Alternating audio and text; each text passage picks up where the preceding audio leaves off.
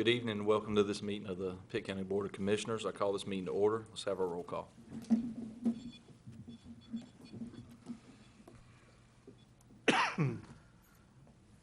Have the invocation by Mr. Garris. Let's all stand, please.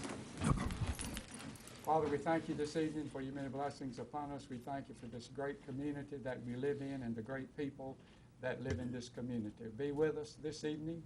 Help us to serve you and to honor you in everything we do. We thank you for each one that is here in the meeting this evening and those who are viewing by way of television.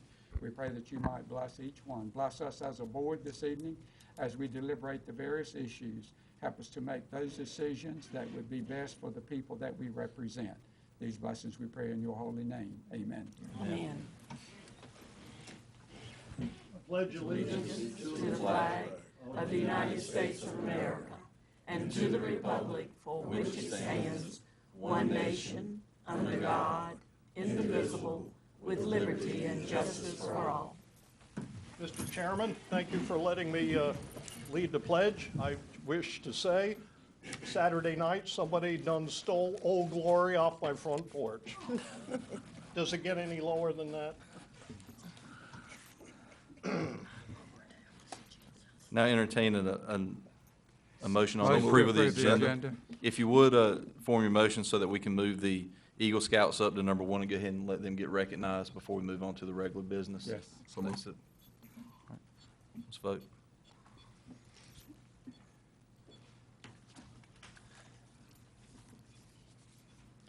We get a motion on the Eagle Scout recognitions. So moved, Mr. Chairman. Second it.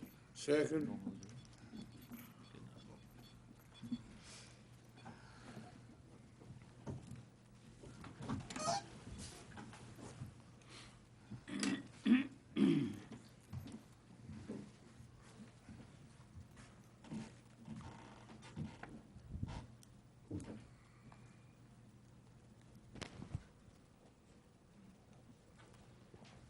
This evening, we'd like to recognize two young men who are Boy Scouts in Pitt County, and we're going to present them a certificate recognizing the milestone achievement within the Boy Scouts of America of becoming an Eagle Scout. So we can ask Andrew Preston Schaefer to come forward first, and any family members and Scout leaders, anybody else you may have here.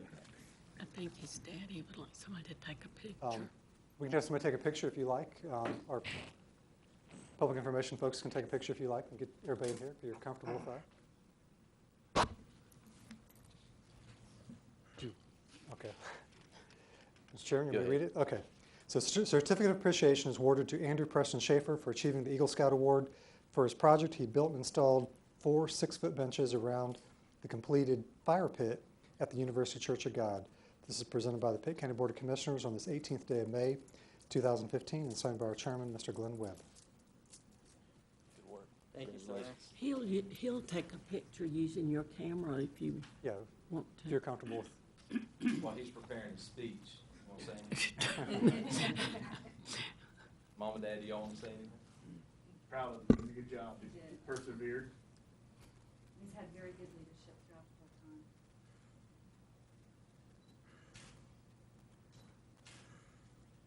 Congratulations. Thank you, sir.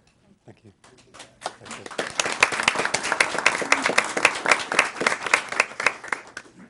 The second certificate is to Jonathan Emery Lassiter, if you'll come forward. Any folks you'd like to bring up? Welcome. Go ahead and read. Yep. Okay. Again, a certificate of appreciation is awarded to Jonathan Emery Lassiter for achieving the Eagle Scout Award. For his project, he built a 12-by-12 gazebo on the prayer track at the University Church of God.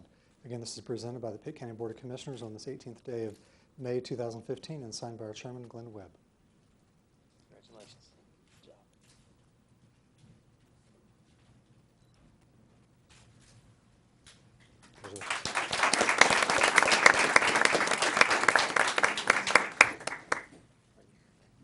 Well, we're very proud of our Eagle Scouts, and I know that we're all proud to represent such fine young people, and the manager usually tells us that Pitt County has a higher percentage of our scouts that reach the rank of Eagle. We're very proud of that and look forward to the work you'll do in the future.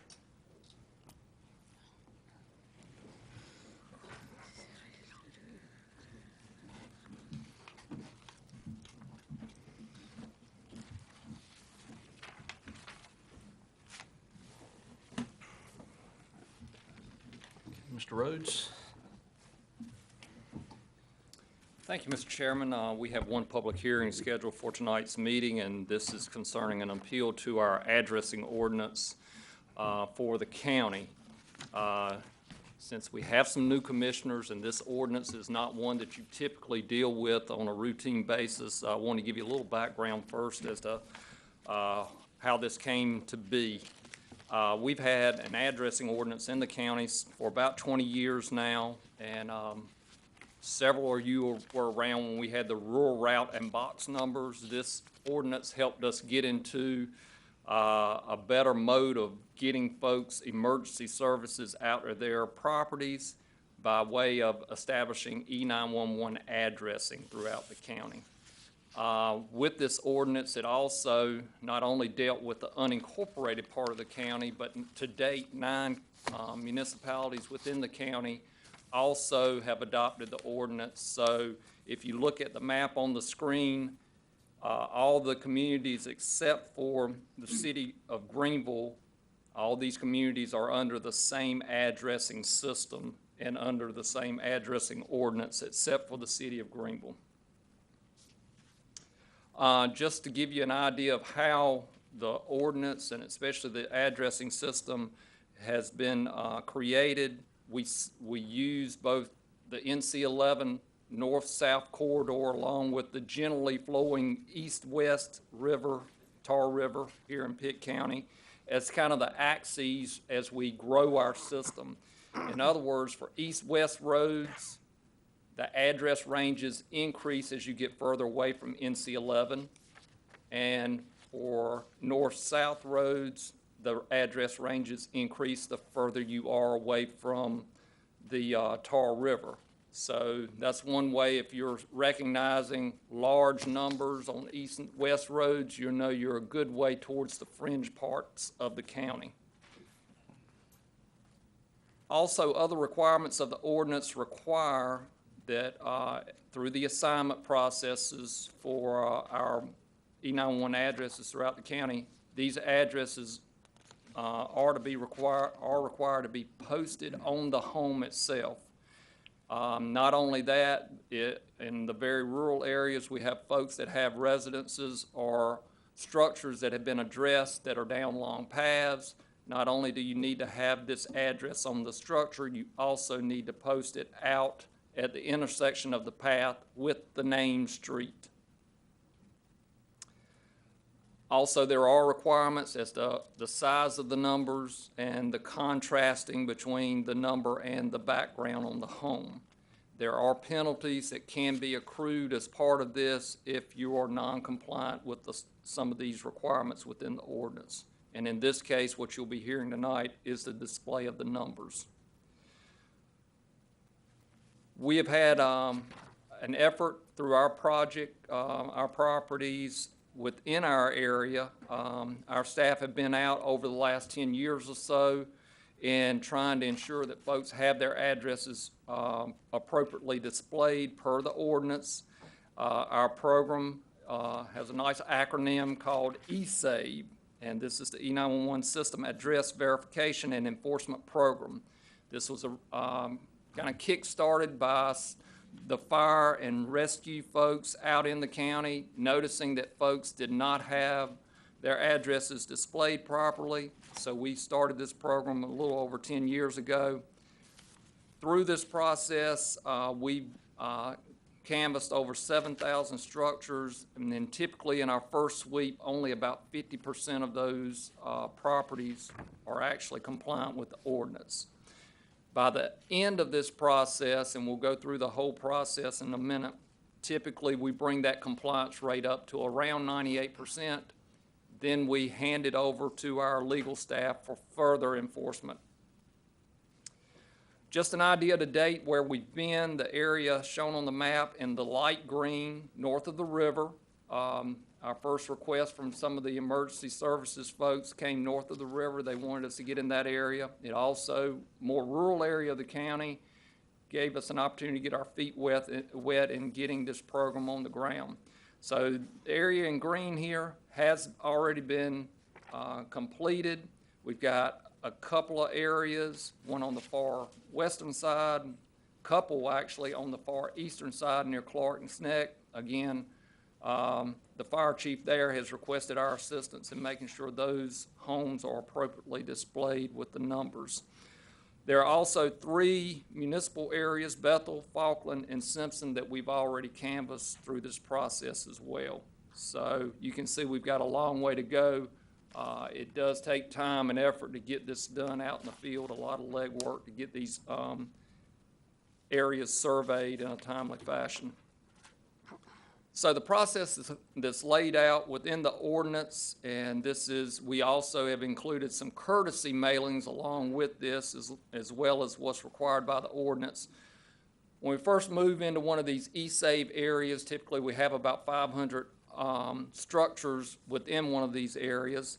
We'll first send out a notification, just simply letting folks know what the requirements are. One of the major requirements is to have the address posted on the home. If, after that point in time, we ride back out, canvass the area, we send out our first violation letter, give folks 30 days to comply. We send out a second courtesy violation letter, give them a little bit more time to comply. Then finally, a third letter. This is about when we get up to this 98% compliant rate. And at that point, if it's not compliant, that's forwarded on to legal for further action at that point. So the appeal before you tonight is by Mr. Alton Richardson.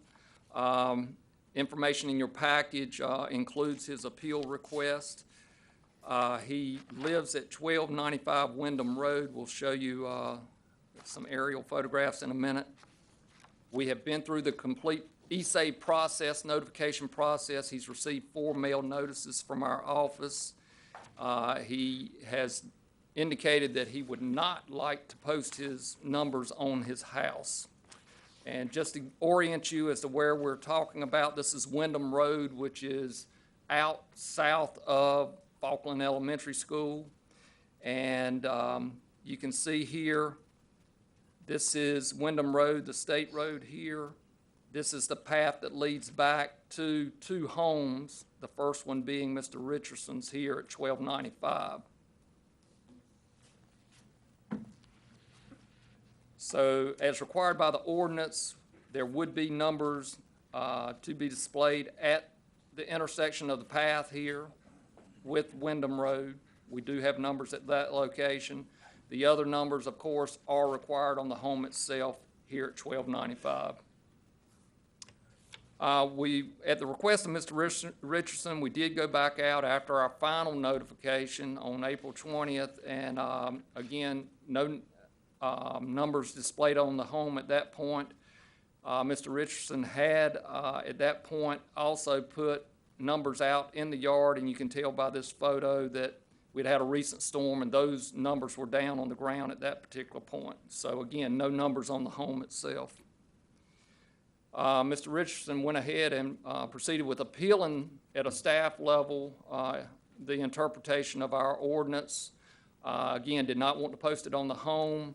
Per the ordinance, that appeal came to me first. Based on the ordinance language, I see it's quite explicit about the numbers being on the home itself. I, in turn, also denied this appeal.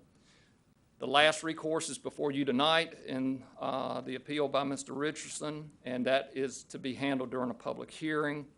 Our recommendation is that we uphold the requirement in the ordinance that the numbers be displayed on this home. So with that, Mr. Chairman, we're ready for the public hearing.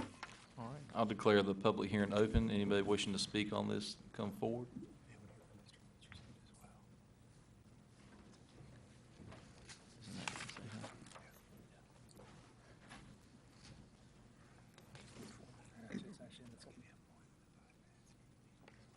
Sure.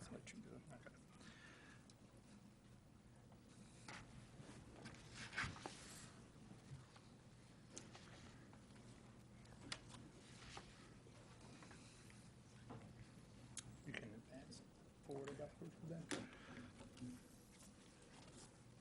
County Commissioners, I thank you for the opportunity to bring this issue to you. It sounds as if I'm a citizen that just doesn't want to comply with an ordinance. I can assure you that is not the case. When we being my wife and I, first became aware of this ordinance, we had already been fined thousands of dollars. Chairman, could assessed. you ask him to pull his mic up? Yes, sir. You should pull the Maybe mic I'm to the only one that can't hear, but. And just for the record, you are Mr. Richardson. I You own am, the I'm property in sorry. question. Yes, sir. I'm Alton Richardson, and I do live at 1295 Wyndham Road in Greenville, North Carolina. And as I mentioned before, when my wife and I became aware of this ordinance, we had already been fined thousands of dollars. Now, I'm not here to argue about what was sent out, but I do know what we saw. What we did was we went out and I wanted to find out when this ordinance was voted on. So I called several of the county commissioners. And I explained to them the best that I could that I had received this letter from, or these letters from the Planning and Development Department. And I wanted to know if they were aware of this ordinance and the type of fines that were being sent out.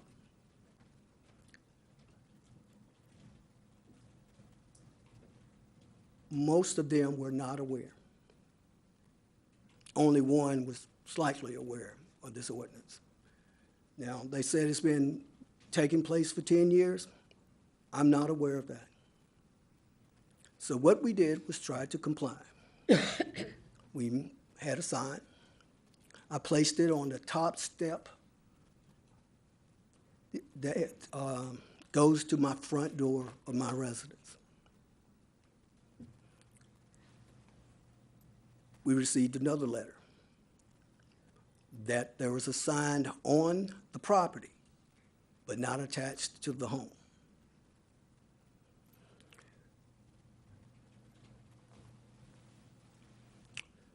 So when we got several more of these letters, I was actually out of town.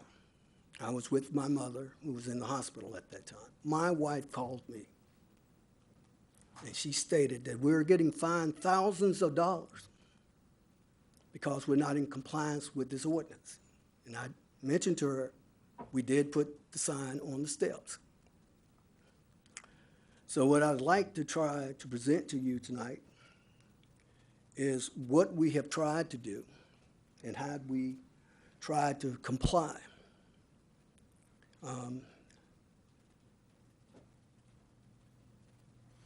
How they publicized this ordinance, I don't know. I'd never heard of it before we got these letters. So as I mentioned to you before, I did a little research and found out many of the commissioners are not aware of this either. But when my wife called me that night, she purchased a pole, and she went out in the dark and put this sign that you see in front of you on our front lawn. Our numbers for our address are clearly on our mailbox, which is at the State Road, Wyndham Road. If you follow our path, it's V's part of the way down. There are only two families, as they mentioned before, there. We have had UPS, Federal Express. We've had papers served. We've had the rescue squad come. No one had a problem. As a matter of fact, a television station showed up today. And I did not want to give a statement because I wanted to talk to you all first. His comment was, the sign is clearly in the yard. If you stand at this sign, let me see if I can give you some idea. This is the sign that's in my yard. The house that you see is the home that I and my wife have. If you look from where that sign is, 90 degrees to your right, this is what you see. If you turn 180 degrees from that sign, this is what you see. If you turn 270, I hope I have my math correct, this is what you see. There is no way that you get to this sign and not be able to establish what that address is. I really felt like we got into a place where, and please excuse my language, matter of fact, I won't use that, but we were playing tit for tat about these numbers. So I wanted to make sure that the numbers were stable. The night that my wife went out to put those numbers, it was in the dark, but I made sure that it was stable. The picture that you see now is from the front corner of my home out to the path. That is my driveway that you see. Once again, that is the sign. When you drive up to my driveway, that is the sign that you see.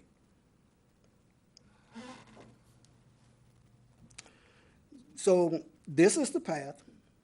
It is not paved. So I wanted to go out to some of my neighbors and see what they were doing. So I drove approximately 4 miles to an area that, excuse my photography, but you may recognize this area as being Rock Springs.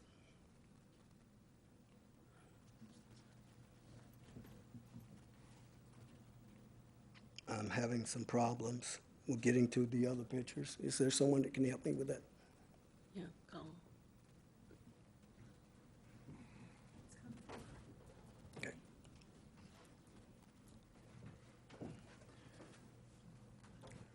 I am trying to get to, there are some pictures of 2 neighborhoods that I want to get to. Would they be in this? Rock Springs.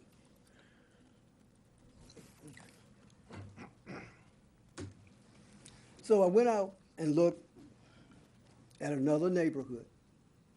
This happens to be Rock Springs. And at some homes and see where their signs were. My home is not as nice as theirs, but I considered our home and we're blessed to have it. So I went through and I took some pictures. These are some of the homes.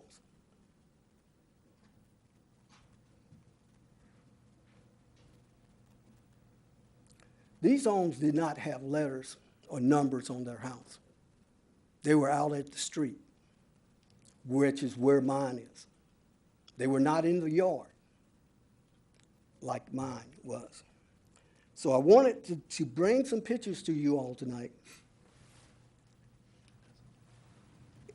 and express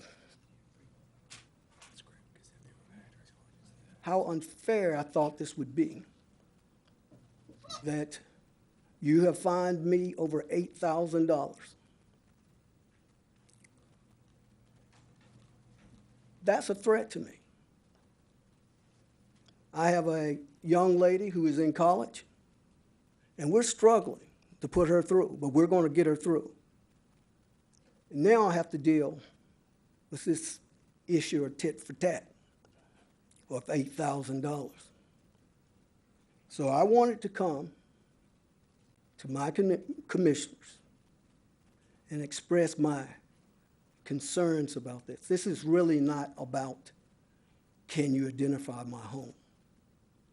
This is really about, I told you to do this, and damn it, you're going to do it. So That more or less is my presentation.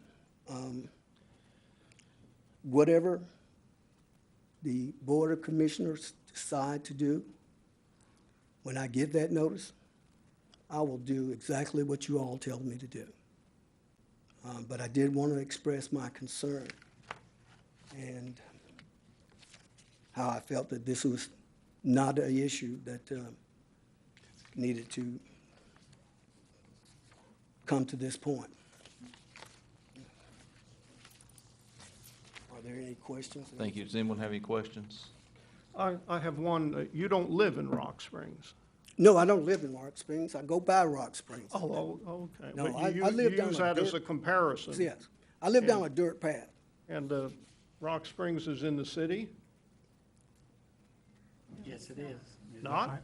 Then how do they get away without putting numbers on their houses? I would bring back up the map, but Rock Springs is in an area we have not gone into yet.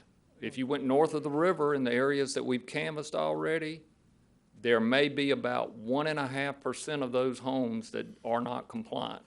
South of the river, I would say probably our going rate is about 50% compliance. So we have not been in this area yet with Rock Springs. And even if it was in the city, that wouldn't be a different set of rules, would it? If it's in the city, it's a totally separate set of rules, yes, But probably more stringent. possibly. So James, you are saying the pictures that he showed us of those homes in Rock Springs are not in compliance also? I don't know that. From what I've seen on here, I can't say. Okay, I didn't see a number on the side of the house.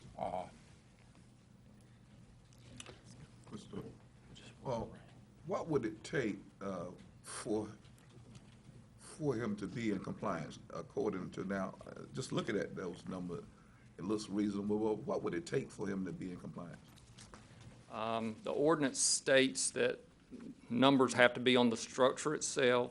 The numbers have to be at least 4 inches in height. So we've got adhesive numbers that we've offered to Mr. Richardson that could simply serve that purpose, at least in a temporary fashion, and unless he wanted to put some, I'll say, larger numbers or ones that are more decorative in nature. That would make it compliant. And again, I do want to point out that it's been our policy too. We're not seeking these fines and penalties. We simply are seeking compliance. And the way the ordinance is structured, it is a $50 a day penalty. That can be determined not to be necessary if the structure comes into compliance. So to date, we have not offered any fines or penalties that we've tried to collect. So you do not have to, he does not have to pay any fines as of today? We are seeking compliance right now. What would it take for you to just put that sign on your structure? Would that? After this meeting, it's going to take my credit card, and I'm going to go out and purchase some numbers if that's what I'm instructed to do. Now, I want to be fair with everyone. I want to tell the story as fair as I know how. When I talk to the administration of planning and development, I want you all to know that they were very courteous and very professional, and I appreciate that. And they did offer me vinyl numbers to put on my house. I don't have a house like Rock Springs, but I don't want vinyl numbers on my home. My home is actually on the market at this time. And if I have to put numbers on there, I'll do that. But I'm telling you that the way this ordinance was communicated out to the community, it certainly didn't reach a large number of people, including some of the county commissioners. Ms. Ward? And I probably need for you to answer this, Mr. Rhodes, but I know I was here when this came into being. How did we relate the information out to the citizens? Because that was a question that was asked, and then I have another. When the addresses were first assigned, we actually have pamphlets that we handed out to ensure that folks understand where it needs to be posted on the site. In turn, as we assign addresses now, I think we've got a better mechanism, especially with newer homes. You don't get your certificate of occupancy until you have that number up there. So some of the newer structures kind of take care of themselves.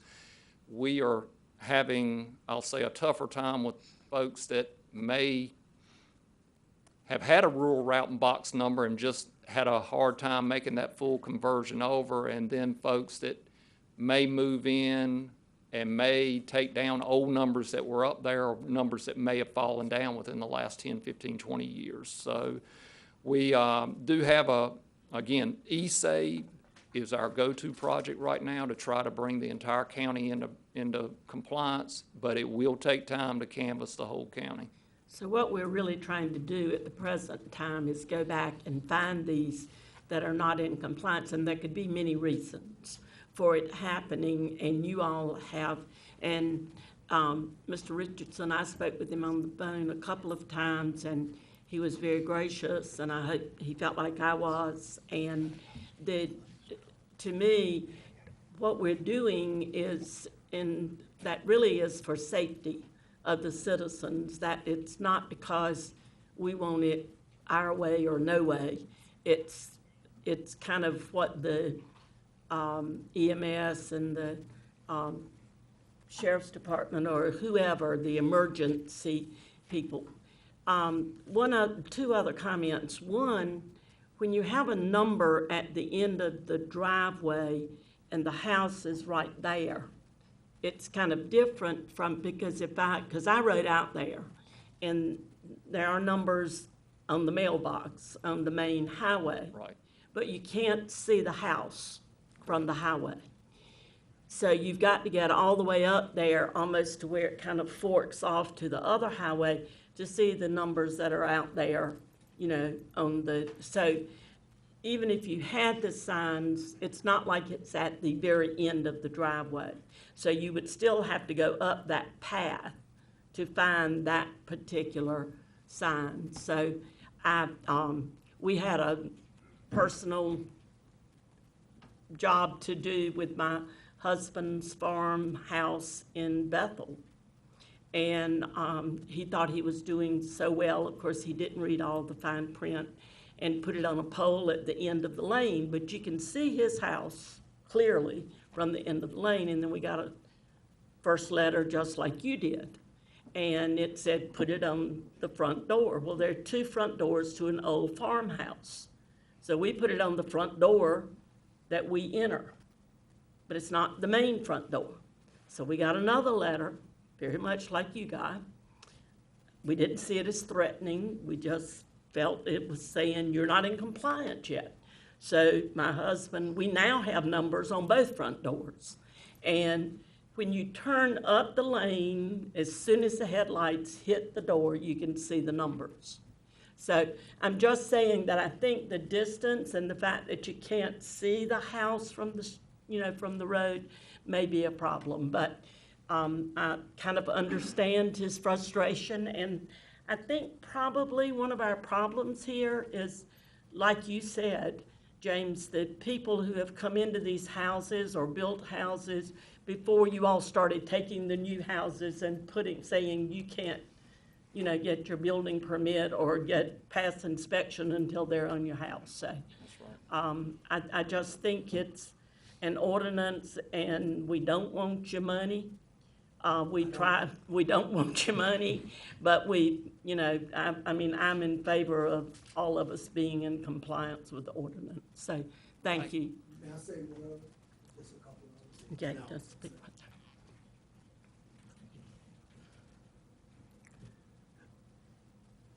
there. I say this honestly.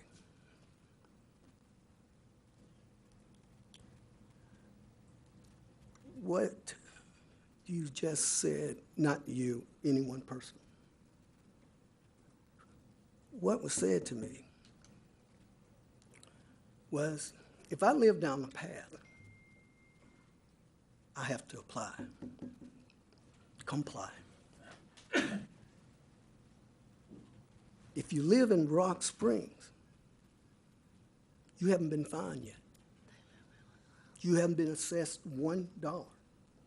Blue Banks, the same way. And I'm saying to you all, this is what you're saying to your citizens. It's not a threat. And there was some mention of not seeing the letter as threatening. When I get a document with the county logo on it,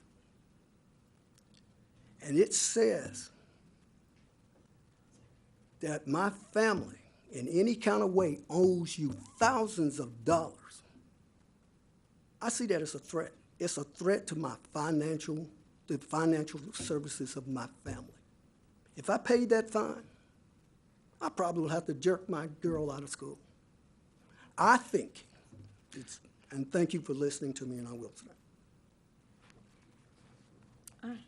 That is much more important to me to have my daughter in school than to pay the $8,000 fine, or whatever it is now. It's ongoing, $50 a day. And I'm saying to you as a person of this community that if Rock Springs doesn't have to have numbers on their house, yet a person who lives down a dirt path does, there's something wrong with that situation. Once again, I thank you for listening to me. Mr. Owens? Come back up, Mr. Richard, let me ask you a question.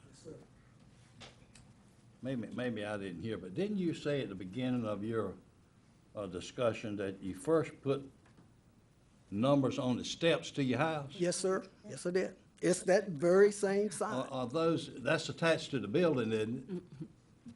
Your steps, Yes, it's attached. If you look at my house, if you walk up the front steps, it was right there on the steps. And James, then- did you verify that the numbers were on the steps to his house? Wait, Mr. Richard, don't leave either. I have not, to my knowledge today, Anybody they're in your not on, office? no. All right. Well, I think we're somewhat of a moot issue because he said in his very beginning that he wanted now to comply. And I think he was under the interpretation that he had to pay these big fines. And anybody would be upset about that. And he's not seeking the fines, right? No, sir. Mr. Rich, can you and Mr. Rhodes comply with the statute about putting the numbers on your house? Without a doubt. But I Thank you, sir. want it, I think, Mr. but I Chairman, do. that you should direct that, and let's go on about our business. So a couple more that want to say something. Mr. Colson? I'm kind of concerned that it took 160 days at $50 a day to reach the $8,000. At what point, James, do the fines start to kick in?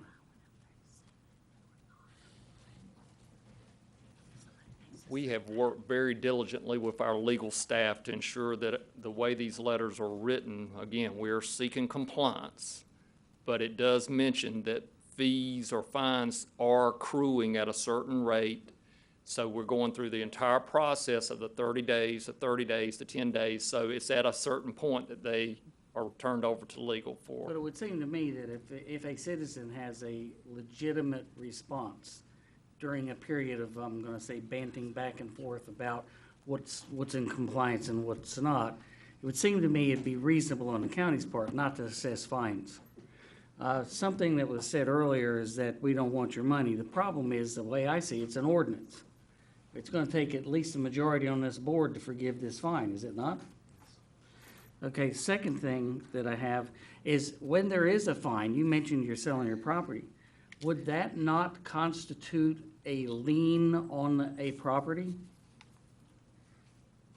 It's effectively a government lien on a property, is it not? Could he sell a house with a lien on it? Well, as of currently, there's no recordation of that lien on the home. There's been a letter that states in each letter that we're seeking compliance and that these fines are accumulating and would be to this point, and they will be waived. So each letter states that the fines will be waived as soon as you put the numbers on your home. So that would not, that in and of itself would not create a lien on his home if he attempted to sell it. It Well, I would be too was found here. or recorded. Yeah, I was here in 2004 when we passed this, and as far as the 4-inch sign, lettering, that may be fine if you're looking from the street 60 feet away, but at 150 feet or even more, is 4 inches enough? Refresh my memory, James. What does the ordinance say specifically about on the structure? Does it say where on the structure? It says the address number is required to be displayed on the structure itself so that the structure can be easily and uniquely identified, and so that the number is oriented towards the named road or named access at all times of the year. Okay, but again, the distance could have a factor on that. They could have a compliance number on there, and you can't read it because it's too far away. And we do not discourage people from, especially down long lanes and all, the more you post it, the better. But at a minimum, at where it intersects the name road and on the structure itself. Going back to something that he was kind of inferring here, and I know you can't just push a button and everybody in the county get contacted, but 10 years. Now we're just now apparently doing this in a more thorough way than we have in the past? No, we've been at this for 10 years. We've been doing 2 or 3. And we're still 50% non-compliant south of the river, you said? We have not ventured across the river except in a couple of areas so far. We started north of the river, so we have not canvassed these other areas yet. Is there a way we can advertise this, that this is something that needs to be done, and maybe a higher percentage of people will go out there and do it just because they hear about it on the news media, paper, advertising on TV or something? Please don't put yourself in a position to get a fine. We have and can do that some more. We Sounds like actually we need have to do had a more. PIT TV segment about this. Seems like we need to do a little more. Would you agree? I agree. Okay. All right, thank you. And I did want to point out one thing, Mr. Colson, too. It does say, as far as the penalties, failure to comply with these requirements may result, and that's where I hang my hat on. We put it in there, you are accumulating these fines, but they may not result either in actually But accruing. it still is going to require, if I'm not mistaken, a majority of this board to forgive that, is it not? Because it is an ordinance, and even though it's saying may, unless we determine not, doesn't it go into effect? Janice? In practice, we've taken the position that while we're in the negotiation phase, those fines have not been officially imposed. They've been part of the discussion, and the letters consistently say they will not be officially imposed. Now, I suppose if we got to the point and no appeal was taken here, and I don't know that we've ever gotten to that point in any situation, but if you've gotten to a point where no appeal was taken and there's been absolutely no compliance, and the administrator then imposes that fine, and we go to enforce that fine, then it would take board action to waive or modify it once it's been officially imposed. But we take the position that there are a number of ways you can enforce this ordinance. You could, it's a crime. Charges could be brought.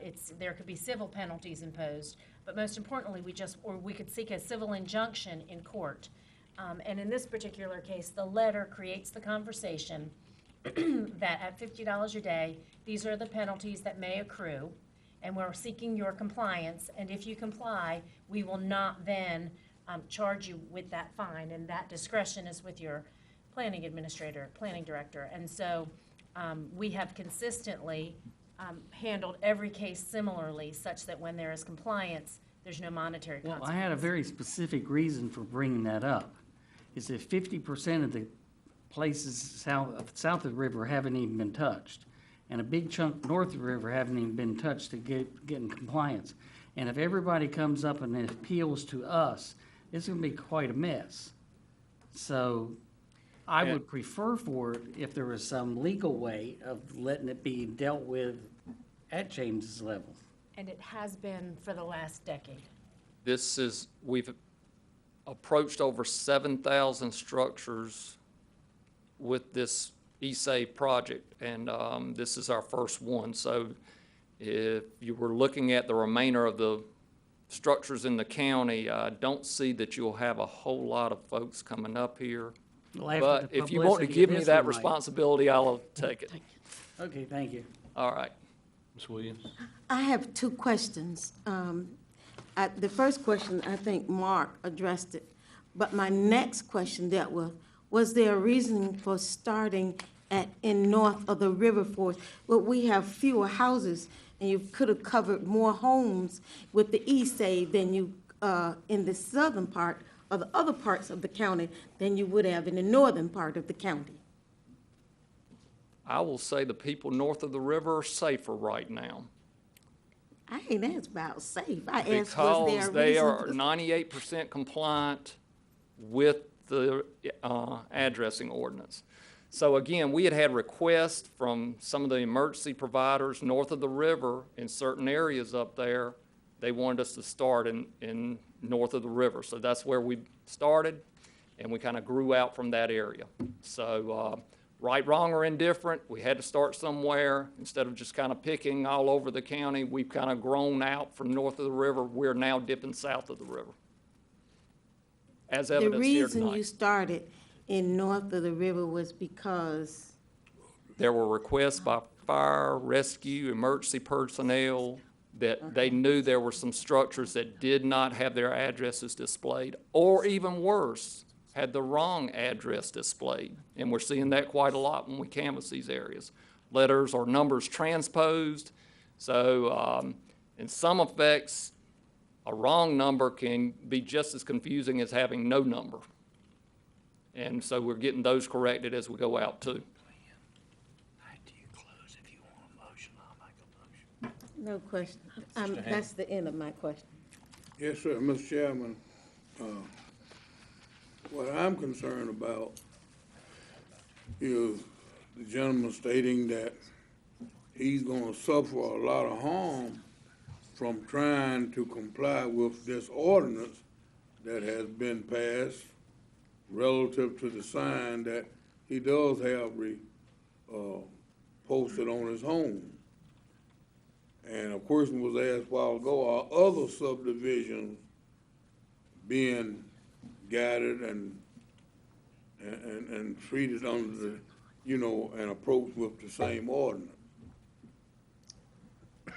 I want his daughter to stay in school, and I hope that the amount of money that you stated a while ago will not have to be paid due to this ordinance, or whether it's kept or whether it's violated. Thank you. Thank you. Mr. Manager, you had a quick follow-up. Yes, Mr. Chairman, just wanted to point out that when this ordinance was adopted over 10 years ago, the public hearing was advertised and held regarding this. And just like I think countywide zoning, when you think about countywide zoning, that's something that affects all the properties in unincorporated Pitt County. It's not something you think about on a daily basis until you need it. The addressing ordinance is kind of likewise to that as well. I think the series of letters, the courtesy letter going out is kind of a layer of public information asking the property owners to come into compliance before we come out there to make sure that you are in compliance. And again, we as staff, and I talked to Mr. Richardson myself and said that our whole goal is compliance, not issuing fines.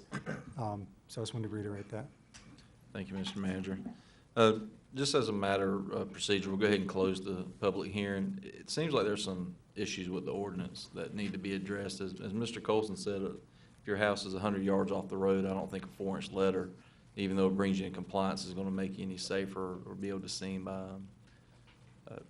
emergency services. And I think it's kind of silly to have fines that we don't expect to collect, and as a matter of pushing people into compliance. But with that being said, to deny the enforcement of the ordinance is also to effectively disband the ordinance. So if there's a motion, we entertain it now. Pleasure of the board. Mr. Chairman, Mr. Owens. in light of the ordinance having been made for safety purposes, that being fire and rescue, and that has not been needed at this time, thankfully, but in light of the fact that there was a sign or a house number at the curve going up to this man's house, and in light of the fact that he said he had the numbers on his doorsteps, now, I don't know of many, and of course, James couldn't confirm or deny that. And in light of the fact that James said he was not asking for any fine or punitive monies at this time, and in light of the fact that this man says, I want to comply with the ordinance, Mr. Chairman, I move that we let he and James get this issue in compliance and report back to us. And if there is a fine, that it be for withdrawn. Second. Motion is second. Any further discussion? Hearing none, let's vote. Vote day.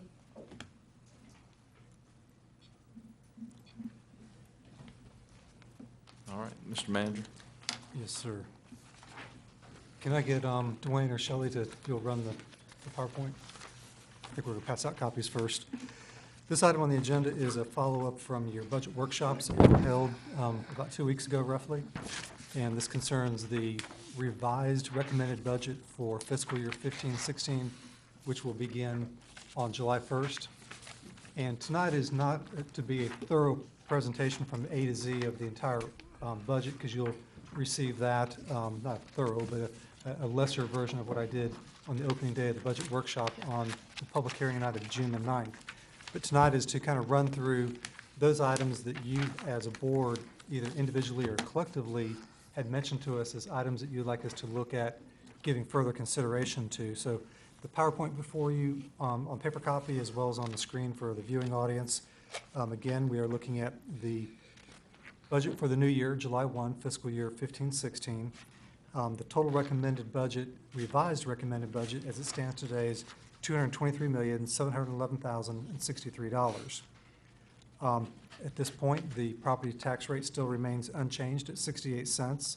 This is, again, the fourth consecutive year of which there's been no change in the tax rate.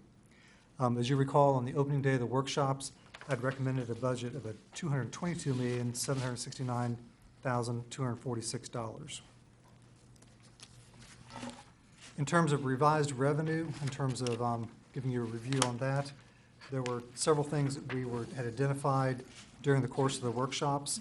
One of those we explained to you had to deal with the way that we calculated the increase in ad valorem taxes due to the change in the discount rate that will be effective in next year's budget year, and that yielded $460,000 as we reported to you.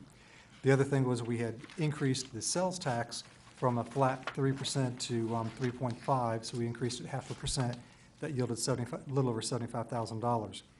Otherwise, within the budgets within areas such as public health, DSS, school security, and so forth as listed, when we proposed the 1% COLA after identifying additional revenue sources, in effect, let's take DSS for example, most of the time when we increase the expenditures within DSS, when we take $1 of general fund expenditures, we actually derive $2 of federal and state dollars. So in effect, that $377,849 listed under that third bullet there is the derivative of increasing their budgets because additional federal dollars are coming in. The other area, increase to retiree medical insurance fund to cover increased health costs, that was $28,894. You see the footnotes there, DSS, we normally get on average 68%, some positions are 50%, some are 75%, and then some combination thereof. In school security, the second note, this charged back to the schools. On the next slide is just the calculation of the ad valorem tax, the discount rate, showing you the proposed base as it's been estimated as of today, $11.9 billion. We show you the estimated revenue generated is $78,739,935. The increase to the discount rate or the reduced discount rate, depending upon how you want to look at that, the increased dollars to the general fund is the $460,000. So the new ad valorem taxes we have coming in is $79,199,935. That obviously does not include sales tax, permits, fees, and whatnot that come in. The next slide just gives you a quick review or analysis of the three different funds, Article 39, 40, and 42 of the sales tax we collect, showing what the additional 0.5% going from 3 to 3.5% would yield. And the footnote there from last time where we've completed the 60-month payback of sales tax to the Department of Revenue that we had entered into a while back. The pie chart on the next screen is just an illustration of the total revenues of the county coming in. Ad valorem taxes obviously being the biggest piece of that pie on the far right, almost 49%, and then intergovernmental, other taxes, sales taxes, and so forth. In terms of revenues on the next slide, we give you a breakout of total revenues, balancing back to the $223 million revised proposed budget, and you can see how those break out between ad valorem, other taxes, intergovernmental, and so forth, going down. On your next slide, in terms of a revised revenue review, a couple of things we've done here. Again, trying to take the input of the board, also looking at where we could adjust some numbers within the budget. We added $200,000 additional dollars to the appropriation going to Pitt County Schools, taking that from $750,000 to $950,000.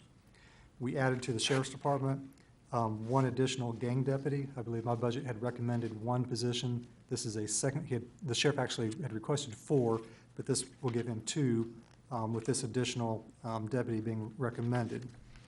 Obviously, it adds the 1% COLA for all employees at a cost of $406,000, and it decreases some of the appropriations we had made in our contingency fund that the board normally uses for matters throughout the year that come up unexpectedly. And also we had within the liability insurance area that we fund monies for, we had allocated some additional monies there that we thought we would need. I feel like we had probably allocated too much in that one line item. So going to the next slide for Pitt County Schools. This will reflect the change of, there's 3 things in this chart. Obviously the current year's budget, what was requested, and in that middle column, the requested 2015-16, we did change the dollar value. We see $2,758,000. Before in our charts, I think that was $2.1 million. We did up it by the amount of money they were requesting for the proposed cut in low wealth funding. That has not been carved in stone, I don't believe, in terms of exactly what that hit will be on the school system, but we did increase the number according to what they had reported.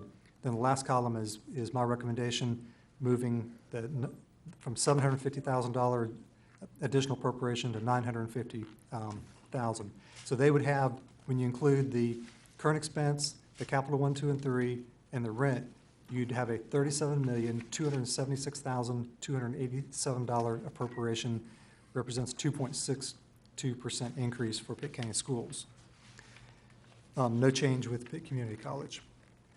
On the next slide for new position requests, we had a total of 40 1/4 positions requested. At this point, 7 3/4 are being recommended. You have, with the Sheriff's Office, you have 2 positions being recommended, now 3 with the addition of the gang deputy. Detention Center, a classification officer to primarily deal with the PREA, federal PREA laws, Rape Elimination Act that covers the inmates at the detention center. Social Services, 2 positions.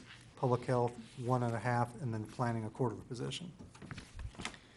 With expenditures, again, pie chart as illustrated in the budget workshops and the budget message, or the preliminary budget message at the very beginning, showing you the breakout of expenditures. And again, just to point out, one thing that we were asked to provide to you was the appropriations for debt service within the school system, where this pie chart in the light blue shows 24.77% of expenditures are for education. That does not include the $11 million in debt service or the 1.8 for Pitt Community College. So it's actually, as you see on the very top of the pie chart, the debt service at 7.66%. If you were to allocate out the education-related portion of that to education in the light blue, that 24.77 would be a much higher percentage.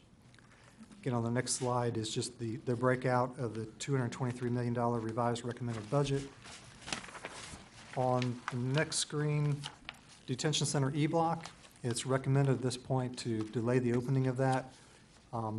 Also, the next bullet is to consider possible mid-year opening if, or via funding through cost efficiencies, if the sheriff can identify cost efficiencies where he could bring in half the cost or more to do that. But just keep in mind that the following fiscal year, in 16, 17, we would then have to make up the balance of that, and that's the equivalent.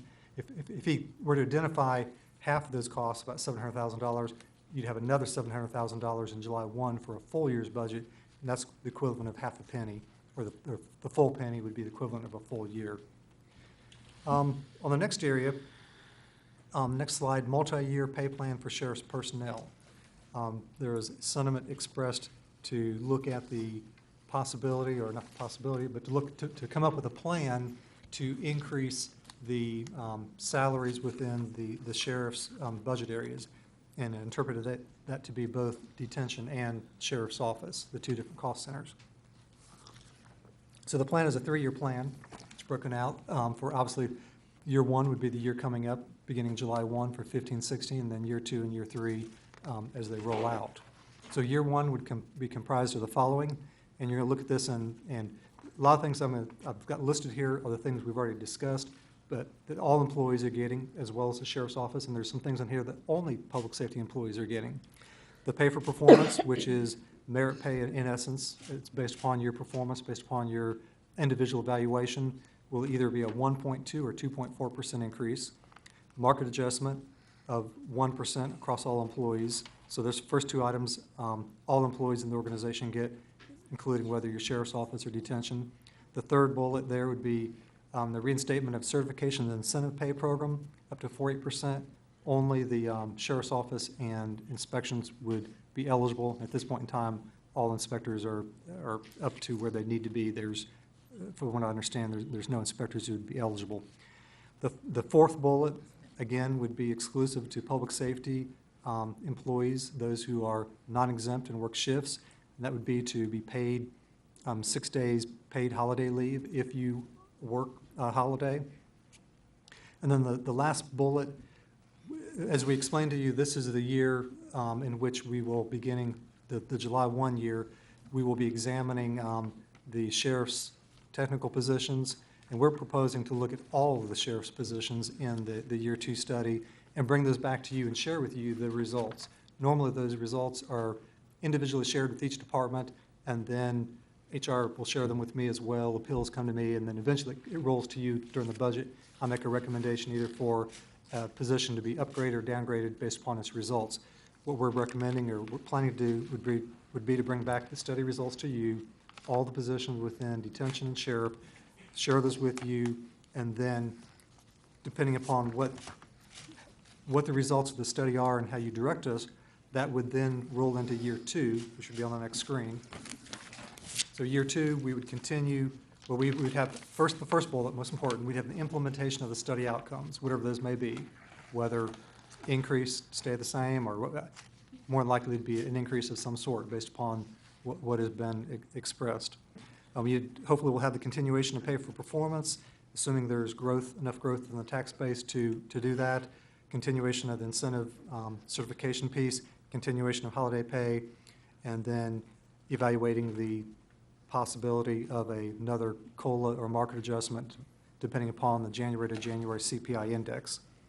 Year 3 of the plan for fiscal year 17-18, we would propose to come back in that year and have Human Resources report back to you as the board as to where we're standing with these sheriff's officers or deputies and the detention center, because we speculate that if in year 2, if you bump up these public safety positions, you're going to have another bump up by the people we're competing against, whether it's a Greenville or another county. So propose coming back in year 2 rather than waiting the full 3-year cycle.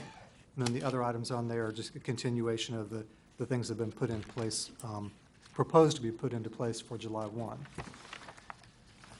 And with that, I think we've tried to capture most, if not all, the input from the budget workshops. And if there's a consensus on the board after this, we will march forward to the public hearing on June the 9th with these revised changes, unless there's something you communicate tonight. And we'll prepare a budget ordinance, and the presentation for that public hearing. Thank you, Mr. Manager. Does anybody have any questions for the manager? Mr. Chairman, Mr. Owens? I think this is a step towards what we talked about following the original presentation of the budget. And of course, as all of you know, the public hearing, we do not have closed minds when we go into that to listen to the public for their input. And if necessary, then we can critique this some, and I think it's a good step forward, Mr. Chairman. Thank you, Mr. Owens. Anyone else? Ms. Ward, and then Mr. Garris. I'm feel the same way that Mr. Owens stated. The COLA added to the pay performance. I don't remember what we said about the COLA being for the people who didn't make the pay for No, performance. it'll be That's not every- I know it will be according to this, but there was a reason given in the last time we talked about this. You couldn't implement the COLA for the people who don't make the pay for performance? Right, pay for performance, if you comply and you get at least a 3.0 on your evaluation, if you're increment 17 or below, and anything above that would require 3.55.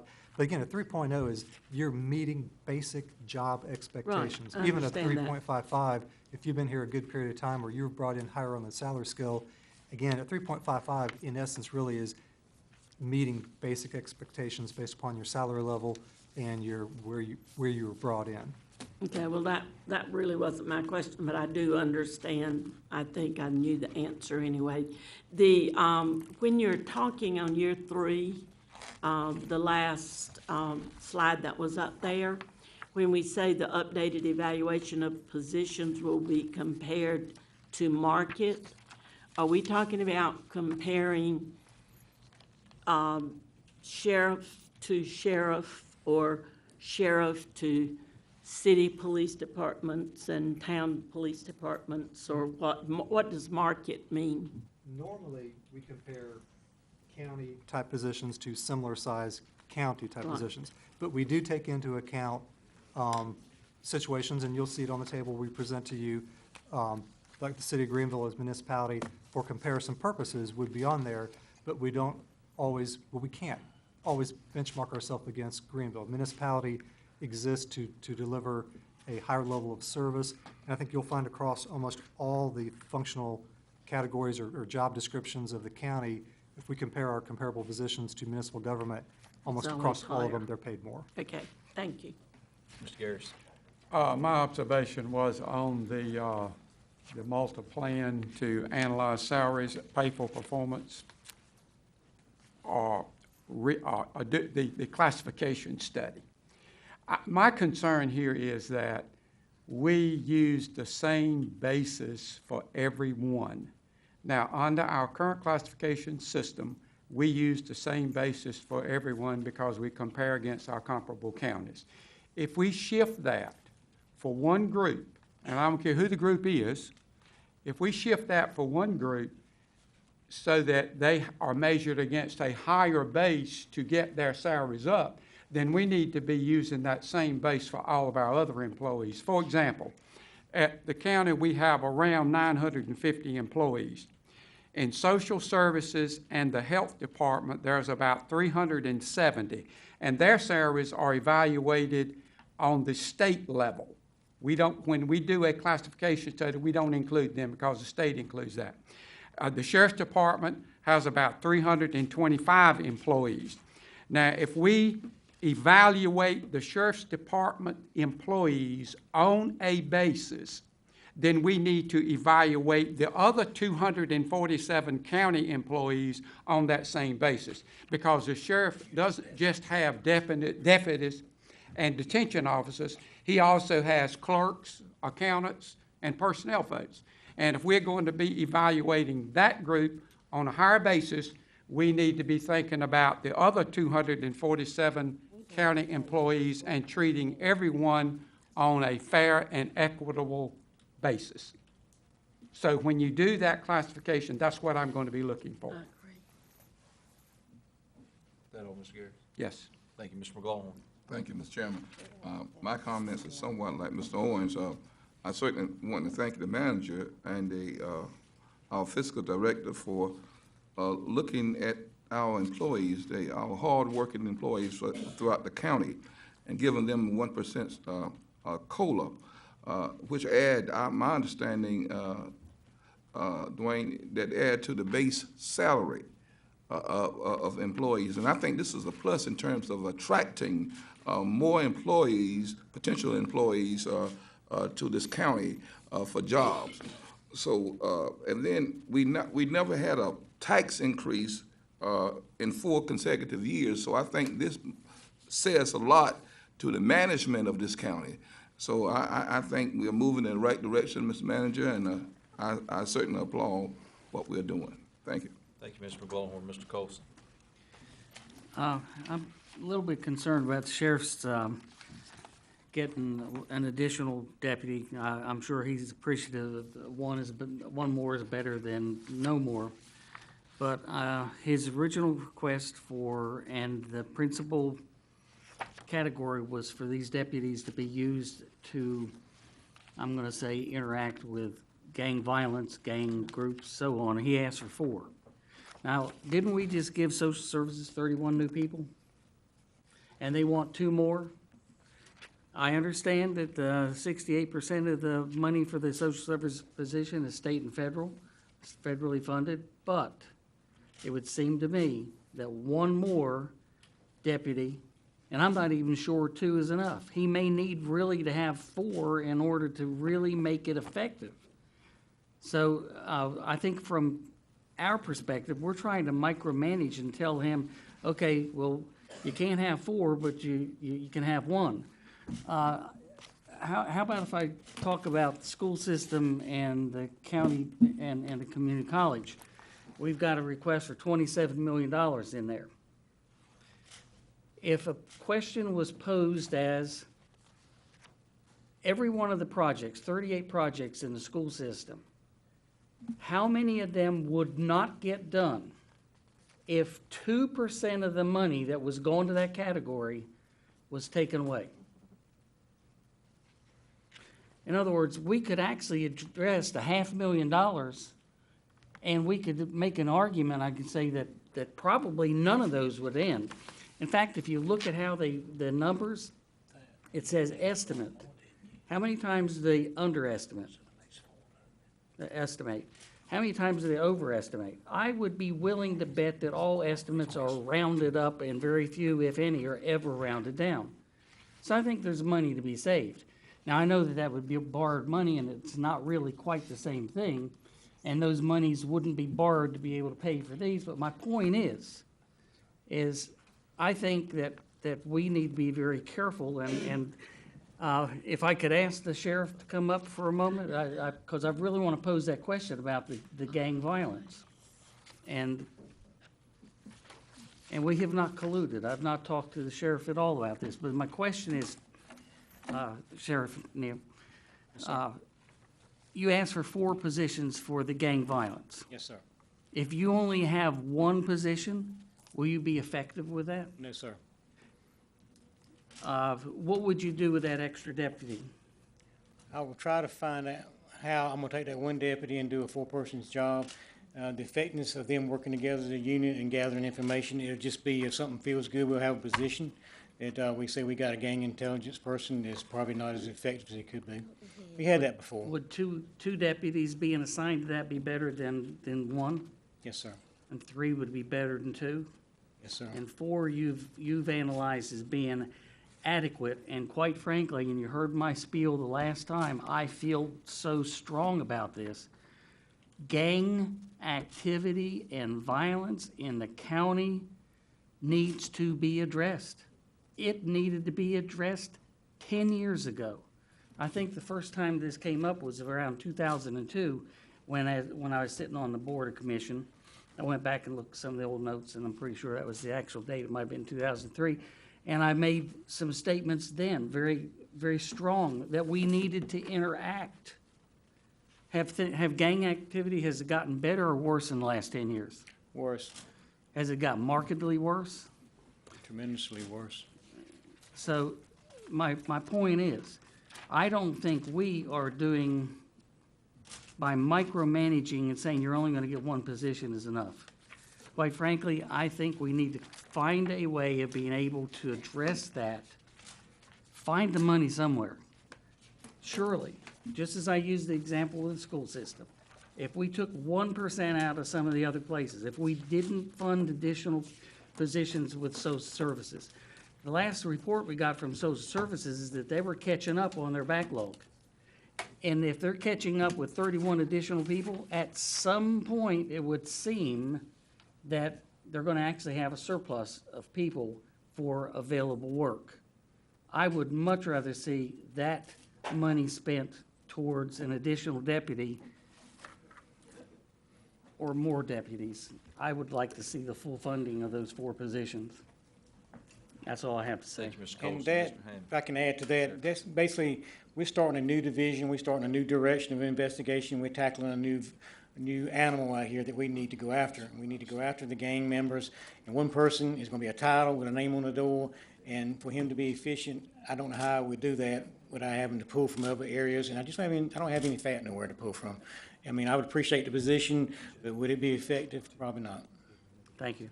Mr. Hammond, and Ms. Williams. Thank you, Mr. Chairman, Mr. Manager, Mr. Chairman. When, our manager was discussing COLA with Commissioner McLaughlin, I had one of my constituents come to tell me that it's a difference in COLA and COLI.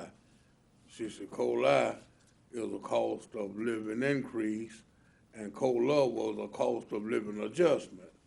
And so, I wanted to bring that point up because she made some things really clear to me about it. And there was an interchange between, Mr. Commissioner Mike Lawhorn and our county manager about the areas of, COLA. And Commissioner Mike Lawhorn was saying how fair it was to everyone to receive a cost of living adjustment than it was just to some. And I want to thank the manager for these revisions that he has made and recommendations, and I hope that it will meet the scrutiny of all the commissioners and all that are on the board before it's adopted. Thank you. Thank you, Mr. Hammond. Commissioner Williams. Thank you for a great budget. Commissioner Colson makes some points that I certainly can be sensitive to. I don't know, Commissioner Colson, but the influx of people coming into the county is increasing. And what Social Service Department have to do with everything else, and having just come from a regional meeting, I don't think that we're overdoing it. Because Medicare and Medicaid is a sensitive thing when it comes down to whether or not you're going to address the need and the protective services of adults and children. That's the next issue that the region is looking at about adults. Legally, about gangs, I know that the sheriff department is going to address some things, probably he has to, but, and I agree with what you said. I agree wholeheartedly, but I don't like the suggestion of cutting the school children. And if we can get the school children educated, then maybe we can smooth out some of the stuff the sheriff has to deal with. But in the meantime, we need to address the issues of the sheriff department. I think they're doing a great job, but with what they are doing, and I certainly sympathize with their needs and what you said. How you're gonna do it, Mr. Manager, I don't know, but I don't like cutting the school system that 2%. I really don't. But I certainly agree with the issues about the sheriff and the gang and the I information. didn't really say to cut the school system. I Well, was using 2%. I was using it as an example. Oh, of okay it. then. I wasn't no good. I misunderstood. Please accept my apologies. All right, thank you. Just some quick comments from me, and then we'll move on. I like, the budget looks good overall, but when it comes to the pay plan, it's anemic, in my opinion. I think that, even with what we're doing this year, which is great, we're still behind. And I know we're gonna do, what's in there is for a study, but it doesn't matter to me what an Alamance County Sheriff's deputy makes, because no Pitt County deputies are applying for jobs in Alamance County, Gaston County, or anywhere outside really of this county. They're applying at East Carolina University, they're applying at Greenville Police Department, and they're applying at the hospital. And they're not doing it because they don't like working for the county. They're doing it because they also have children that they have to send to school, and they have bills, and they have the same things going on that everyone else does. And when it comes, I'm talking about the market that we compete in. And Mr. Colson, I agree with what you said in the last meeting. I think we either need to commit, I'm not worried about keeping up with the Joneses. I think we just need to either decide to commit to set a standard or commit to always being behind, and this kind of commits to being behind.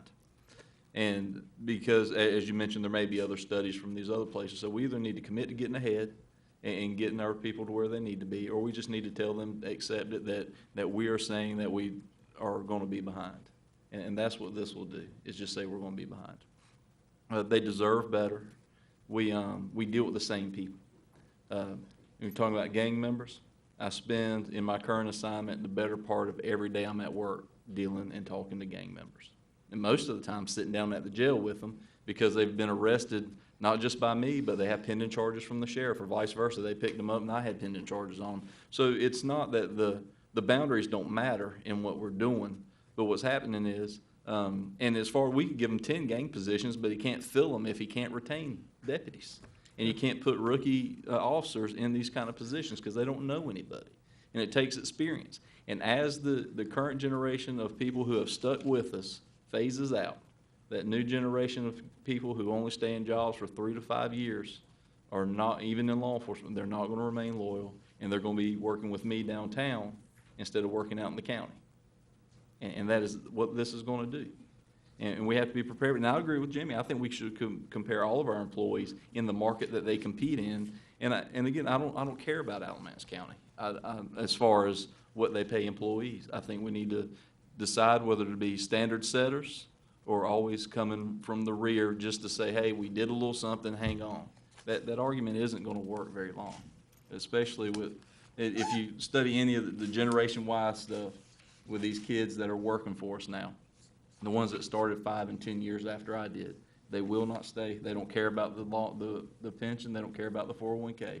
They care about what they're making today, whether they can keep their lights on, whether they can put gas in their car. And that's not exclusive to law enforcement. It's for anybody working in finance or anywhere else. And so we just have to decide what we're going to say. If that's what we're going to do, if we're going to commit more to building capital and have nice buildings, or if we're going to commit to human capital and retain experienced employees. You cannot afford, especially in law enforcement, and I know that's my discipline, so I'm a little biased there, but you cannot afford an experience gap as big as the one that we're creating. And even more so, not just on the road, but in the jail, the people that are committing 12 hours of their day to being stuck in there with the people I get to drop off and leave and not deal with anymore. They deserve our admiration, and they deserve, and I'm glad they're included already in it, because they deserve to be treated equally as well. So I think as we move toward the budget, we have to decide what we're going to do when it comes to that, whether we're going to, and we just need to make a definitive statement. We're either going to set a standard or we're not. And I liked Commissioner Colson's plan to come up with a 5-year plan, because we can't do it all at once. We don't have the money, but we need to commit to this, not doing a study this year and next year, but to do something significant and start making progress. And just understand that it's time for brick and mortar to hold on. We don't need more buildings. We need more experience in our organization. certainly don't think we need a lot of studies. Well, is there anything else that we need on this item other than? No, sir. We'll hash it all out on the 9th? Correct. Okay. All right, next we have public addresses to the board. Do we have anybody signed up, Mr. Manager? Yes, sir, we do have two people signed up. We have James Tripp. Will come forward, please. Repeat your name and address, please. Mr. Chairman, I'll keep your time at 3 minutes. Thank you. And real quick, Madam Attorney, if you go over the rules of public address to the board, please. Yes, for each public address, please state your name and address for the board. I'll keep your time at 3 minutes per speaker, and please keep all comments respectful. The board appreciates all comments on matters of public concern. Good evening. Good evening. Good evening. I'm James Tripp, retired from the Pitt County Sheriff's Office. I live at 726 Dust Court here in Pitt County. I have with me today from the Juvenile Crime Prevention Council a couple of our board members, retired Lieutenant Colonel Jesse Hinton and Ms. Desha Lane, and then one of our program managers from the Little Willie Center, Ms. Melissa Arrington. First, let me start off by saying thank you to the Chairman and Board of Commissioners and to our County Manager for allowing me a moment to address you on tonight. I'm here proudly representing the Pitt County Juvenile Crime Prevention Council, where I serve as the chairman in the various grant-funded programs. We, the council, would like to say thank you for continued support of one of the most needed councils in our county, which oversees the funding and monitoring the programs that are designed to address the needs of our youth that are at high risk here in Pitt County. Programs that are presently funded are the Juvenile Restitution and Psychological Services, Teen Court, 21st Century Leadership Academy, Rise and Shine, and Family Preservation. We also receive monthly reports from the Pitt County Day Structure Program and the AMI Kids. The funding that you have submitted before you for this year, 2015-2016 funding, is the Juvenile Restitution Program, Psychological Services, Teen Court, 21st Century Leadership Academy, Rise and Shine, Family Preservations, and a new program in the Farmville area, Champions for Life. I also like to take this opportunity to thank Commissioner Melvin McLaughlin, who is your representative on our board, for his continued service to the council, and to Mike Taylor, who also serves on the council. The grant funds that have been received is $329,484, and from those funds, we use $6,300 that are allocated for the council's administrative needs. And we're proud to have Ms. Melissa Arrington with us, who is the recipient of one portion of the funding to fund a very needed program here in Pitt County, if she has something she would like to say. Good morning or afternoon. Thank you all so much for the opportunity. I do represent one of the program managers. There are 7 of us, and we thank our consultant and all of our JCPC members, especially our chair. We report every single month, so it's more than numbers. We share our stories, our successes, and we are trying to help our juveniles get on the right track. Rise and Shine, I'll leave you with our motto, and it's every setback is an opportunity for a comeback. So please come out, visit our programs, go on our various websites, and find out how we're serving the youth of today. We serve ages 6 all the way to 17, so we can try to curb this system that's overwhelming in the police department, sheriff's department, and thus and so. Thank you. Thank you. Thank you. Does anybody have any comments or thank you for your presentation? Thank you very much. Take care. Next, we have Nancy Colville.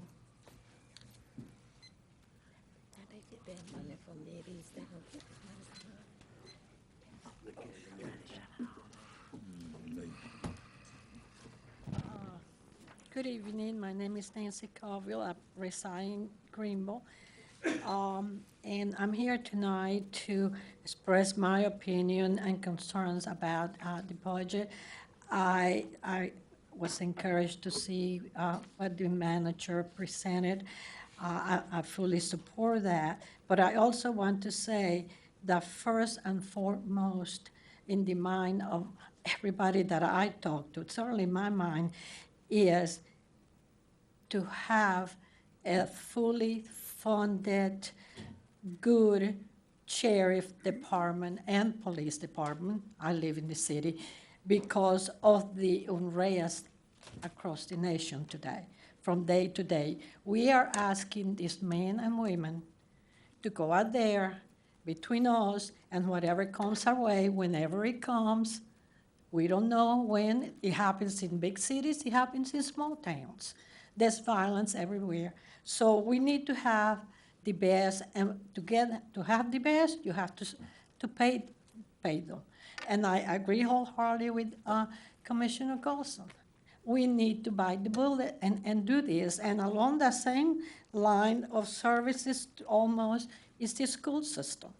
So you got the teachers. And the other day I was thinking, what will happen if I picked up the phone one day, any of us, call 911 and nobody answers?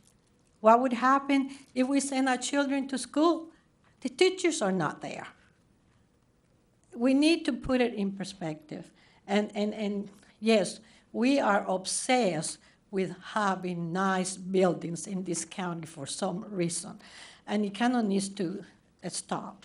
And one example is the 1.3 million for a dog building. Hello?